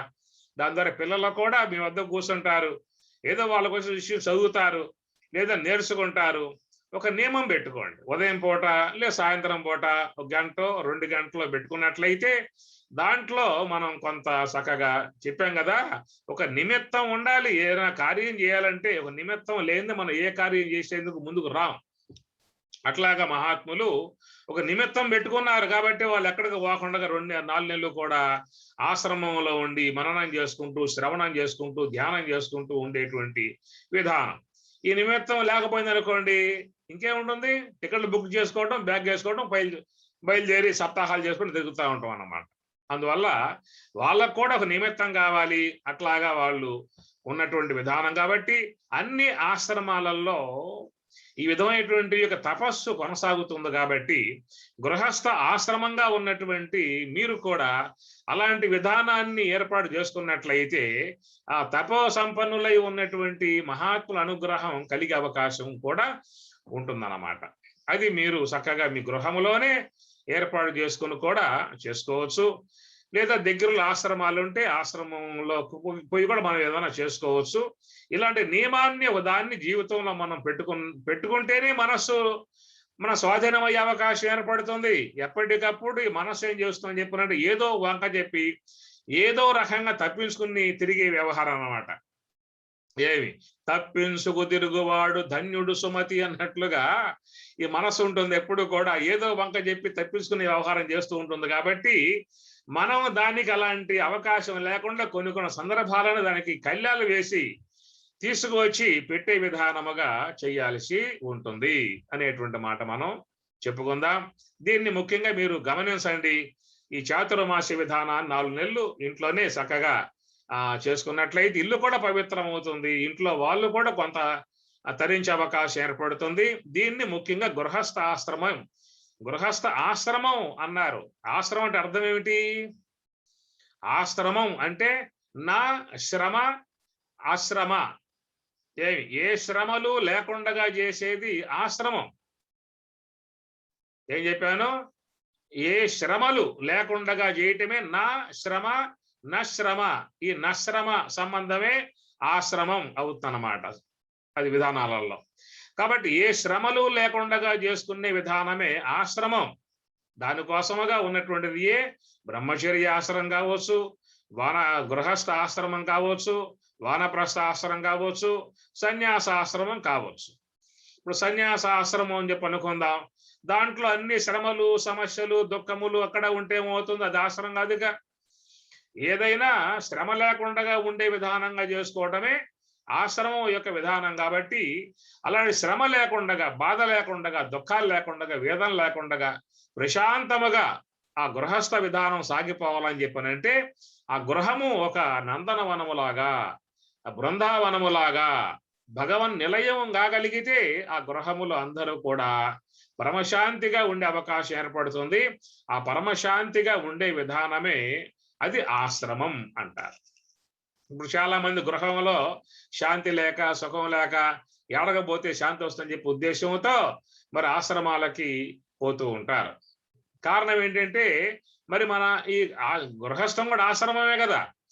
మరి గృహస్థంలో మనం అలాంటి శాంతి నెలకొల్పేటువంటి విధానం చేయకపోవడం చేత ఇదంతా కూడా ఒక బెడదగా, దుఃఖముగా, ఒక వేదనాత్మకముగా చేసుకోవడం కారణముగా ఎడకపోతే సుఖంగా ఉండే అవకాశం ఉంటుంది, ఏ ఆశ్రమానికి పోతే సుఖంగా ఉండే అవకాశం ఏర్పడుతుంది అనేటువంటి యొక్క ఉద్దేశం లేక ఏం చేస్తారు? ఆ పనే ఇక ఆశ్రమాలకి ఎక్కడికో పోయి ఇల్లు వాకిలు లేకుండా పట్టినట్టుకుండగా దూరంగా పోయే ప్రయత్నాలు లాంటివి చేస్తూ ఉంటారు. అందుచేత అది ఏంటంటే మన గృహములో ఈ దైవీ సంబంధమై ఉన్నటువంటి విధానం. ఈ దైవీ సంబంధమైన విధానము లేకపోవటమే గృహములో శాంతి లేకపోవటం, సుఖం లేకపోవటం. చెప్పారు కదా, శాంతాకారం. భగవంతుడు అంటే ఏమిటి? శాంతస్వరూపుడు. అందువల్ల మరి అలాంటి భగవత్ తత్వం ఏ గృహంలో అయితే ఉంటుందో, గురుతత్వం కావచ్చు, భగవత్ తత్వం కావచ్చు, ఏ గృహంలో ఉంటుందో ఆ గృహములో శాంతి ఉంటుంది, సుఖం ఉంటుంది, ఆనందం ఉంటుంది. నీకు ఆధ్యాత్మికం ద్వారానే శాంతి రావాలి, ఆధ్యాత్మికం ద్వారానే సుఖం రావాలి. అలాంటి విధానాన్ని చక్కగా ఏర్పాటు చేసుకునే అవకాశముగా మహాత్ములు మన కలగజేశారు. కాబట్టి ఈ విషయాన్ని అందరూ కూడా ఆలోచించినట్లయితే మీ యొక్క నిర్ణయాలు మీరు అవకాశం బట్టి చేసుకోవచ్చు. తర్వాత మరి శ్రీమన్నారాయణ పూట నిద్రలోకి ఉపక్రమిస్తూ ఉన్నాడు అని చెప్పి అన్నారు. ఏమి నిద్ర అది? అజ్ఞాన సంబంధమై ఉన్న నిద్ర లేదా జ్ఞాన సంబంధమై ఉన్నటువంటి యోగ నిద్ర.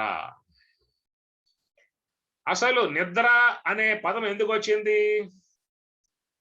నిద్ర అని చెప్పనంటే తెలియంతనం చేసుకోవటం ఒక పదం, ఒక అర్థం చెప్పినట్లయితే నిద్ర అన్నదానికి తెలియంతనమును కలగజేసుకోవటం. తెలియంతనం కలగజేసుకోవటం అని చెప్పనంటే ఏమిటి? ఏ యొక్క ఇంద్రియాల సహాయముతో నామరూపాత్మికమై ఉన్నటువంటి విశ్వాన్ని, నశ్వరమై ఉన్న విశ్వము పరిణామశీలమై, మాయా కల్పితమై, మిథ్యామాత్రమై, దుఃఖభూయిష్టమై, నశ్వరమై ఉన్నటువంటి ఏ జగత్తు పట్ల మనం జాగృతి కలిగి ఉన్నామో ఆ జగత్తు నుంచి విడబడే విధానమే నిద్ర. మరొక మాటలో చెప్పాలంటే నీ వద్దకు నువ్వు పోయేటువంటి విధానమే నిద్ర. ఇప్పుడు రాత్రి అయింది కదా, ఇప్పుడు మనం కూడా నిద్రకు పోతాం. ఎట్లా స్వామివారు ఆయన నిద్ర అని చెప్పి అన్నామో మనం కూడా ఈ పూట నిద్రకి ఉపక్రమిస్తాం. ఇప్పుడు అంటే ఏమిటి నిద్ర అంటే? నీ వద్దకు నువ్వు పోయే ప్రయాణము. అది కాస్త ఆగితే భోంచేస్తాం, భోంచేసాక ఏం చేస్తాం? అన్ని సర్దుబాట్లు చేసుకుంటాం, ఇంట్లో వాళ్ళకి అందరికి టాటా చెప్పేస్తాం, రేపు పొద్దున్నే మళ్ళా కలుస్తా అని చెప్పని అంటాం, ప్రయాణం కొనసాగిస్తాం. ఎక్కడికి ప్రయాణం చెప్పండి? నీవెక్కడైతే ఉన్నావో అక్కడికి ప్రయాణం. కనుక ఈ దేహమును పక్కన పెట్టేశావు, కర్మేంద్రియాలని పక్కన పెట్టేశావు, జ్ఞానేంద్రియాలని పక్కన పెట్టేశావు, మనస్సుని పక్కన పెట్టేసి ఏ అనాత్మ వస్తువులు లేకుండగా నీవు మాత్రమే ఉన్నటువంటి స్థలములో నువ్వు పోయి ఉండుట. ఏమి ఈ విధంగా మనం చేసేటువంటి విధానాన్ని ఏమంటామంటే అజ్ఞాన సంబంధమై ఉన్న నిద్రాన్ని పేరు పెట్టారు. ఎందుకు? ఆ నీవు ఉన్న చోట అవిద్య అనే ఉపాధి అనేది ఒకటి ఉన్నది అక్కడ. కనుక అవిద్య అనే ఉపాధి కలిగి ఉన్నటువంటి విధానములో అక్కడ ప్రత్యేక ఆత్మ ఉన్నది. కాబట్టి ఆ ప్రత్యేక ఆత్మ యొక్క స్థానములో నువ్వు నీ స్వరూపమునందు నీ ఉన్న చోటుకి నువ్వు వెళ్ళిపోయావు. ఆ వెళ్ళిపోవటాన్ని మనం నిద్ర అని చెప్పిన అన్న. అట్లనే మరి శ్రీమన్నారాయణుడు విషయం చూసుకుందాం. ఇప్పుడు ఆయన కూడా మరి ఏం చేశాడు? ఇప్పుడు తాను ఉన్నటువంటి చోటికి తాను ప్రయాణమై వెళ్ళాడు. తాను అనగా ఏది? బ్రహ్మం. నీవెట్లా అయితే బ్రహ్మమో ఆయన కూడా బ్రహ్మమే. సకల దేవతలలో ఉన్నటువంటి వస్తువు ఒకటే. ఏమి? మత్త పరతరం నాణ్యతో కించిదస్తి ధనంజయ మై సర్వం విధం ప్రోతం సూత్రే మణిగణాయవ అన్న విధానములో మత్త పరతరం నాణ్యతో కించిత్ అస్తి ధనంజయ మై సర్వం ఇదం ప్రోతం. కాబట్టి విశ్వములో ఉన్నటువంటివన్నీ కూడా సమస్త మానవ జాతి గాని, పంచభూతములు గాని, తర్వాత దేవతలు గాని అందరిలో ఉన్నది ఏమిటని చెప్పని? బ్రహ్మం. ఈ మాట మీకు భాగవతం ఎంత శుద్ధంగా చెప్పిందో. కలడంబోది కలండు గాలి కలడాకాశంబునన్ కుంభినిన్ కలడగ్నిన్ దిశలన్ పగళ్ళ నిశలన్ కద్యోత చంద్రాత్మలన్ కలడు ఓంకారంబునన్ త్రిమూర్తుల త్రిలింగ వ్యక్తులందంతటన్ కలడీశుండు కలండు తండ్రి యదకంగా ఏల ఈ ఆయడన్ కలడంబోది కలండు గాలి. భూమిలో ఉన్నాడు, జలంలో ఉన్నాడు, అగ్నిలో ఉన్నాడు, వాయువులో ఉన్నాడు, పంచభూతాలలో ఉన్నాడు, రాత్రిపూట ఉన్నాడు, పగటిపూట ఉన్నాడు, సమస్త జీవులలో ఉన్నాడు, ఓంకారములో ఉన్నాడు, త్రిమూర్తుల బ్రహ్మలో ఉన్నాడు, విష్ణువులో ఉన్నాడు, రుద్రుని యందు ఉన్నాడు, త్రిమూర్తుల త్రిలింగ వ్యక్తులందంతటన్ త్రిలింగ స్త్రీ పురుష నపముసుక త్రిలింగ వ్యక్తులందంతటన్ కలడీశుండు. అంతటా వ్యాపకమై ఉన్న వస్తువు బ్రహ్మమే. కాబట్టి ఆ వ్యాపకమై ఉన్నటువంటి ఆ తన స్వరూపమగు ఆ బ్రహ్మమే తానై ఉన్నటువంటి విధానమే నిద్ర, యోగ నిద్ర. లక్ష్మణార్యులు, అన్నయ్య తీర్థులు వాళ్ళు కూడా హంస యొక్క ఆశ్రయం ద్వారా లోనికి పోతే ఏమంటాం? యోగ నిద్ర అంటాం. వింటున్నారా? హంస యొక్క ఆశ్రయం ద్వారా లోనకు పోయి బ్రహ్మంలో చేరిపోతే యోగ నిద్ర అని చెప్పి అంటాము. లేదా మనం మన యొక్క ప్రక్రియలో, మనకున్న ప్రక్రియలో అదే మహాత్ములైతే దర్భాసనము, జంక శర్మము, తెల్ల వస్త్రము పరుచుకొని చిన్న ముద్ర దారులై 2 కన్నులు ముకులించి హంస యొక్క ఆశ్రయం ద్వారా లోనికి పయనించి పంచకోశాతీతమై ఉన్నటువంటి బ్రహ్మంలో చేరిపోయి వాళ్ళు యోగ నిద్ర యందు చక్కగా వాళ్ళు ఉన్నారు. అయితే మనమైతే ఏం చేస్తాం? మంచిగా మంచం వేసుకుని, పొరుపు వేసుకుని, దిండు వేసుకుని, ఇంకా దోంతలు కట్టుకుని, ఏసీ ఉంటే ఏసీ కూడా వాడుకొని చక్కగా మనం కూడా లోనకు పోయే విధానమే. వాళ్ళకుండే సౌకర్యాలు వాళ్ళకున్నాయి, మనకుండే సౌకర్యాలు మనకున్నాయి. వాళ్ళు కూర్చొని చేస్తారు, మనం పడుకొని చేస్తాం, అంతే వ్యత్యాసం. మనం పోయినా లోనకు పోవాల్సిందే, వాళ్ళు పోయినా లోపలికి పోవాల్సిందే. అందువల్ల మనమేమో ఇంద్రియాల ద్వారా లోనకు పోతాం. అంటే కర్మేంద్రియాలు జడమవుతాయి, జ్ఞానేంద్రియాలు జడమవుతాయి. ఆ తర్వాత మనస్సు బుద్ధిలో, బుద్ధి అహంకారంలో, అహంకారం అజ్ఞానంలో. ఇట్లాగా అజ్ఞానం దాకా పోయి అక్కడ ఆగుతాం మనము. అక్కడ ఉందెవరో? నీవే. అక్కడ ఉందెవరో? నీవే. ఆ నీవు జీవభావాన్ని పొంది ఉన్నావు, అంతే. అజ్ఞానం ఉంటే ఏమంటాం? జీవుడు అంటాం కదా. కాబట్టి అజ్ఞానం అనే ఉపాధి కలిగి ఉన్నటువంటి నీలో ఉన్నావు అక్కడ. ఇక్కడేమో శుద్ధ సాత్విక బ్రహ్మాకార వృత్తితో చేరి ఉన్నటువంటి బ్రహ్మం, ఆ బ్రహ్మముతో మహాత్ములు ఉన్నారు. ఏమిటి వ్యత్యాసం చెప్పండి ఇక్కడ? అందుచేత శుద్ధ సాత్విక బ్రహ్మాకార వృత్తిని తోడు చేసుకునేమో వాళ్ళు బ్రహ్మంలోకి పోయారు. మనమే మలిన సాత్విక అవిద్యను తోడు చేసుకునేమో కారణ దేహంలో అడుగు పెట్టాము. అక్కడ ఉన్నది నీవు ఒక్కడవే, ఆడ ఉన్నది వాళ్ళు ఒక్కరే. కాబట్టి దాన్నేమో జ్ఞాన నిద్ర, యోగ నిద్ర అనే పేరు పెట్టాము. ఎందువల్ల మనసుని హంసతో జోడిస్తే యోగము అని చెప్పి అంటాం. కాబట్టి వాళ్ళు యోగ నిద్రలో ఉండే విధానం మహాత్ములు. శ్రీ మహావిష్ణువే కాదు, పరమశివుడైనా, రాముడైనా, కృష్ణుడైనా, ఎవరైనా కానీ పోయేటువంటి యొక్క మార్గం ఒకటే. నివృత్తి మార్గంలో పయనించే విధానం, దాన్ని యోగ నిద్ర అని చెప్పి అంటారు. అయితే దేవతలకు ఏంటంటే ఆ దేవతలందరూ కూడా శుద్ధ సాత్వికముతో ఉండేటువంటి వారు దేవతలు. మానవులంతా మలిన సాత్వికముతో ఉన్నటువంటి వారు వీళ్ళు. అందుచేత మలిన సాత్వికముతో ఉన్నటువంటి మనము యోగ మార్గంలో పోవాలని చెప్పానంటే చాలా ప్రయాసతో కూడి ఉన్న వ్యవహారం. అదే సుషుప్త అవస్థకు పోవాలంటే దాన్ని పెద్ద మనకి శ్రమ అనేది ఏమి ఉండదు. 2 ముద్దలు ఎక్కువ తిన్నామంటే చాలు, ఏలు పెడితే అందాలు లోపల. ఆ విధంగా పడేసామంటే గుర్రు పెట్టి లోనకి వెళ్ళిపోతావు దెబ్బకి. కాబట్టి ఏంటంటే వాళ్ళది యోగ నిద్ర అన్నారు. మహాత్ములు ఎప్పుడు కూడా యోగ నిద్రలోనే ఉంటారు. మహాత్ములు ఎప్పుడు కూడా యోగ నిద్ర, కూర్చున్నా యోగ నిద్ర, పడుకున్నా యోగ నిద్ర. హంస యొక్క ఆశ్రయంలో వాళ్ళు ప్రయాణం చేస్తారు. ఇప్పుడు మనం కూడా పడుకున్నప్పుడు స్వామి చెప్పిన మాట, మీరు పడుకున్నప్పుడు గురు మంత్రం చెప్పుకొని ఆ శ్వాసను గమనిస్తూ నిద్రకి వెళ్ళిపోమని చెప్పినారు స్వామి గారు. గమనించలేదు మీరు? ఏవేవో తిక్క ఆలోచనలు పెట్టుకొని వాడి ఇంకా అప్పులు ఇవ్వలేదే, వీడి ఇంకా వడ్డీలు రాలేదే, చక్కెర వడ్డీ తిరగలేదే, ఇప్పుడు వ్యాపారం బాగా సాగలేదే, లాభాలేం రాలేదే, ఇనపెట్టులో ఇంకా ఏమి పూట పెద్దగా అమౌంట్ చేరినట్లు లేదే, ఈ ఆలోచనలతో పడుకుంటాడు. పడుకున్నాక ఏమొస్తాయి? అవే అవే వస్తాయి కదా.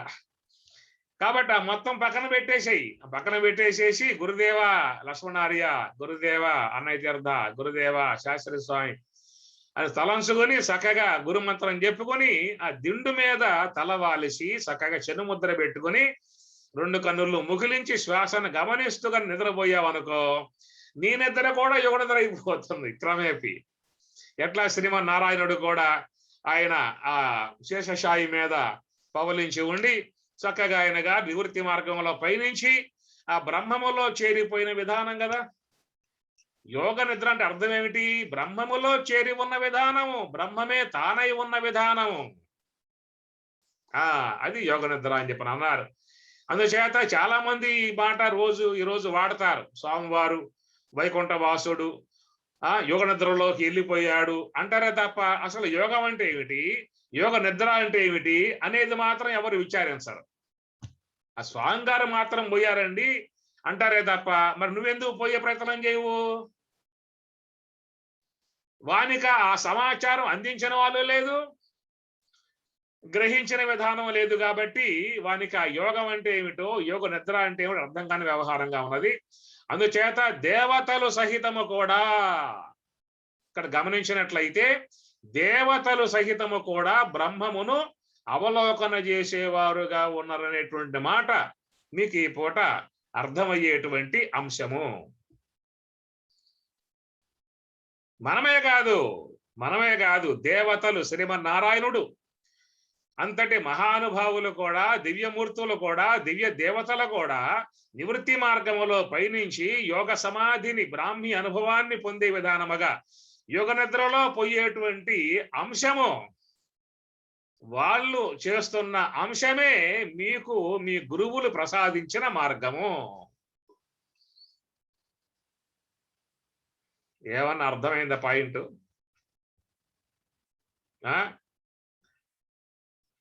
ఏ శ్రీమన్నారాయణుడైతే తన స్వరూపము యొక్క అనుభవాన్ని పొందే విధానములో యోగ సమాధికి పోయే విధానముగా పోవాలంటే ఒకే మార్గం, ఇంకో రెండో మార్గం ఏమి లేదేక. వ్యవసాయాత్మిక బుద్ధి ఏకేహ కురునందన బహుశాఖాహి అనంతాశ్చ బుద్ధయో అవ్యవసాయినాం. కృష్ణ భగవానుల వారు ఈ మార్గంలో పయనించి ఆ దివ్యత్వమును వారు చక్కగా అనుభవంకి తెచ్చుకుని చెప్పినటువంటి యొక్క మాట, భగవద్గీతలో చెప్పినటువంటి ఈ మాట. కృష్ణ భగవానులో కూడా ఆయన కూడా నిరంతరముగా అదే మార్గంలో ఉన్నాడు. మీ భాగవతంలో భారతంలో వస్తున్న సన్నివేశం, పంచాత్మికంబైన పవనంబు నిగృహీతమైనది భవదింద్రియంబులు మనమునందాగబడ్డవి అవియును నదియును బుద్ధియందు దిగించి శుద్ధమైన నాలవ తెరవనలోలతారహితములుగాగా అన్నియును సంకలితములుగా నంచిత క్షేత్రజ్ఞునందు గూర్చినవాడ ఈ పరమ ధ్యానమేమి కథనానులసనొక లోకమునకు కొండొక్క వింతలేక విస్మయము పొందెనామది వినగనర్హమేని వినిపింపవే నాకు ఇత్తెరంగు అని ధర్మరాజుల వారు కృష్ణ పరమాత్మ యొక్క ఆ యోగ సమాధి అంశాన్ని చూసి ఆయన కూడా చేసే ఉద్దేశంతో స్వామివారితో ఆయన విన్నవించుకుంటాడు. వినగనర్హమేని వినిపింపవే అని. అయ్యా స్వామి, అంటే ఆ యోగ సమాధి నువ్వు పొందావు కదా, ఆ యోగ సమాధిని, ఆ యోగ నిద్ర అనేటువంటిది నాకు కూడా పొందే ఉద్దేశం ఉన్నది. నాకు చెప్పదగును అనిపిస్తే మీరు దాన్ని నాకు అనుగ్రహించవలసింది అని ధర్మరాజులో ప్రార్థన చేశాడు. కానీ ఆయన ప్రార్థన చేశాడు కానీ ఆయనకి అందలేదు. మనకు భారతంలో వచ్చే అంశం అది. దానికి ప్రతిగా వేరే అంశం ఆయనకి లభ్యమైంది అనుకోండి, మనకు ఆ విషయం చెప్పుకోవాలంటే మళ్ళీ ఏరే సమయం కావాల్సి వస్తుంది. ఇట్లా ధర్మరాజుల వారు ఆ యోగ నిద్ర అనేటువంటి యోగ సమాధి అనేటువంటి అంశాన్ని నాకు చెప్పవలసిందని చెప్పి ప్రార్థన చేస్తే లభ్యం కాలేదు. అలాంటి విధానం మీకు ఇప్పుడు లభ్యమై ఉంది. ఏం ప్రభాకర్ గారు, ఆనాడు కృష్ణ పరమాత్మ ధ్యానములో యోగ సమాధిలో ఉన్నప్పుడు ఆ యోగ సమాధి యొక్క అంశమంతా కూడా దర్శించినటువంటి ప్రత్యక్షంగా చూసినటువంటి ధర్మరాజుల వారు తిరిగి మరలా కృష్ణ భగవానుల వారు యోగ నిద్ర నుంచి యోగ సమాధి నుంచి బయటకు వచ్చిన తర్వాత ఆ అనుభవం అనేది ఎట్లా ఉందో కూడా మాటలతో చెప్పాడు ధర్మరాజుల వారే. ఏమి చెప్పిన తర్వాత నాకు ఇది ఆశ్చర్యం అయిందా ఈ యోగం అంతా కూడా. వినదరహమే వినిపింపవే నాకు ఇత్తెరంగు అని చెప్పి ప్రార్థన చేస్తే ఆయనకు ఆనాడు దక్కలేదు. అది వేరే అంశముగా ఆయన వెళ్ళిపోవడం జరిగింది. అక్కడ భారతంలో వేరే అంశముగా పోవటం కారణముగా అక్కడ శాంతిపరం అనేది ఆవిర్భావం అయింది అక్కడ. కాబట్టి ఏ యొక్క ధ్యాన విషయమై ధర్మరాజు ఆయన ప్రార్థన చేశాడు, నాకు వినిపించమని కోరుకున్నాడు, అలాంటిది మీరు కోరుకోకుండా లభ్యమైంది ఇక్కడ మీకు. ఆయన సమృద్ధిగా, సంపూర్ణముగా, వివరణాత్మకముగా, విశేషముగా మీకు అన్ని విషయాలు కూడా మీరు అడగకుండానే, మీకు శ్రమ లేకుండానే ఆయనే అన్ని కూడా అందించినటువంటి యొక్క విధానం.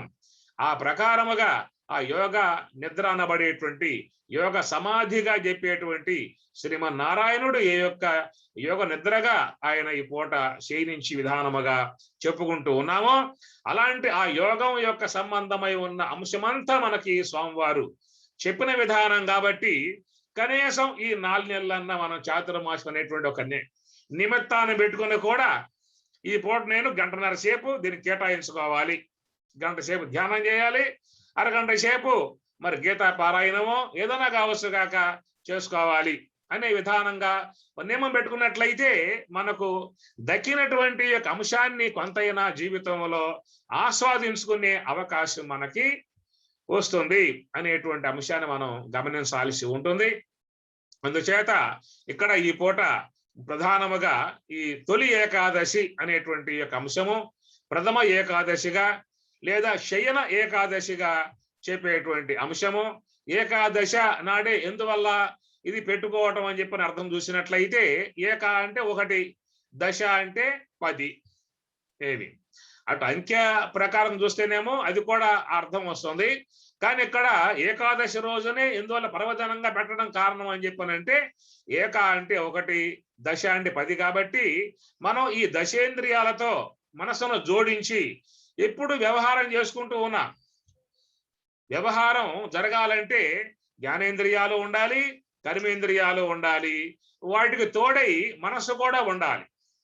ఏమి అందుచేత ఇంతకాలం పాటు మనము ఈ మనస్సుని తీసుకుని ఈ జ్ఞానేంద్రియాలతో ఈ కర్మేంద్రియాలతో నానా వ్యవహారములు చేసేటువంటి విధానములో వాటిని తీసుకుని మనం భగవంతునికి ఆ 11 సమర్పించిన విధానమే ఏకాదశ వ్రతం. వ్రతముగా పెట్టుకోవాలి, ఓ దీక్షగా పెట్టుకోవాలి. ఈ జ్ఞానేంద్రియాలు, కర్మేంద్రియాలు, ఈ మనస్సుని హంస యొక్క ఆశ్రయం ద్వారా యోగ నిద్ర విధానములో భగవంతునికి సమర్పణ చేసినట్లయితే అట్టి వారికి యోగ నిద్ర అనేది ప్రాప్తిస్తుంది అని చెప్పనేటువంటిదిగా మనం గమనించవచ్చు. దీనికి అనేక విషయాలు మనకు మహాత్ములు చెప్పేటువంటి అంశాలు ఉన్నప్పటికీ కూడా ప్రధానంగా మనం గ్రహించినట్లయితే 2 అంశాలు. ఒకటి, ఈ 4 నెలలు కూడా ఒక నియమబద్ధముగా ఉండే విధానముగా ఏర్పాటు చేసుకోవడం జీవితానికి ఒక మంచి శుభ విధానము. రెండవది, ఈ దశేంద్రియాలు మనసుతో కూడా బ్రహ్మములో చేర్చే విధానముగా ఉండటానికి హంస యొక్క ఆశ్రయంలో ఉన్నట్లయితే అది యోగ నిద్రను పొందేందుకు అవకాశంగా ఉన్నటువంటి అంశము. ఈ 2 గ్రహించుకుని మనము చేసినట్లయితే ఏకాదశ విధానములో మరి ఇప్పుడు పర్వదిన విధానములో ఆ పుణ్య విధానములో పైనుంచి భగవత్ కృపకు పాత్రులమై తరించే అవకాశం ఏర్పడుతుంది అని చెప్పని తెలియజేసుకుంటూ ఓం సహనా భవతు సహనౌ భునక్తు సహ వీర్యం కరవావహై తేజస్వినావధీతమస్తు మా విద్విషావహై. ఓం శాంతి శాంతి శాంతి. హరి ఓం తత్సతు. శ్రీ గురుభ్యో నమః. హరి ఓం.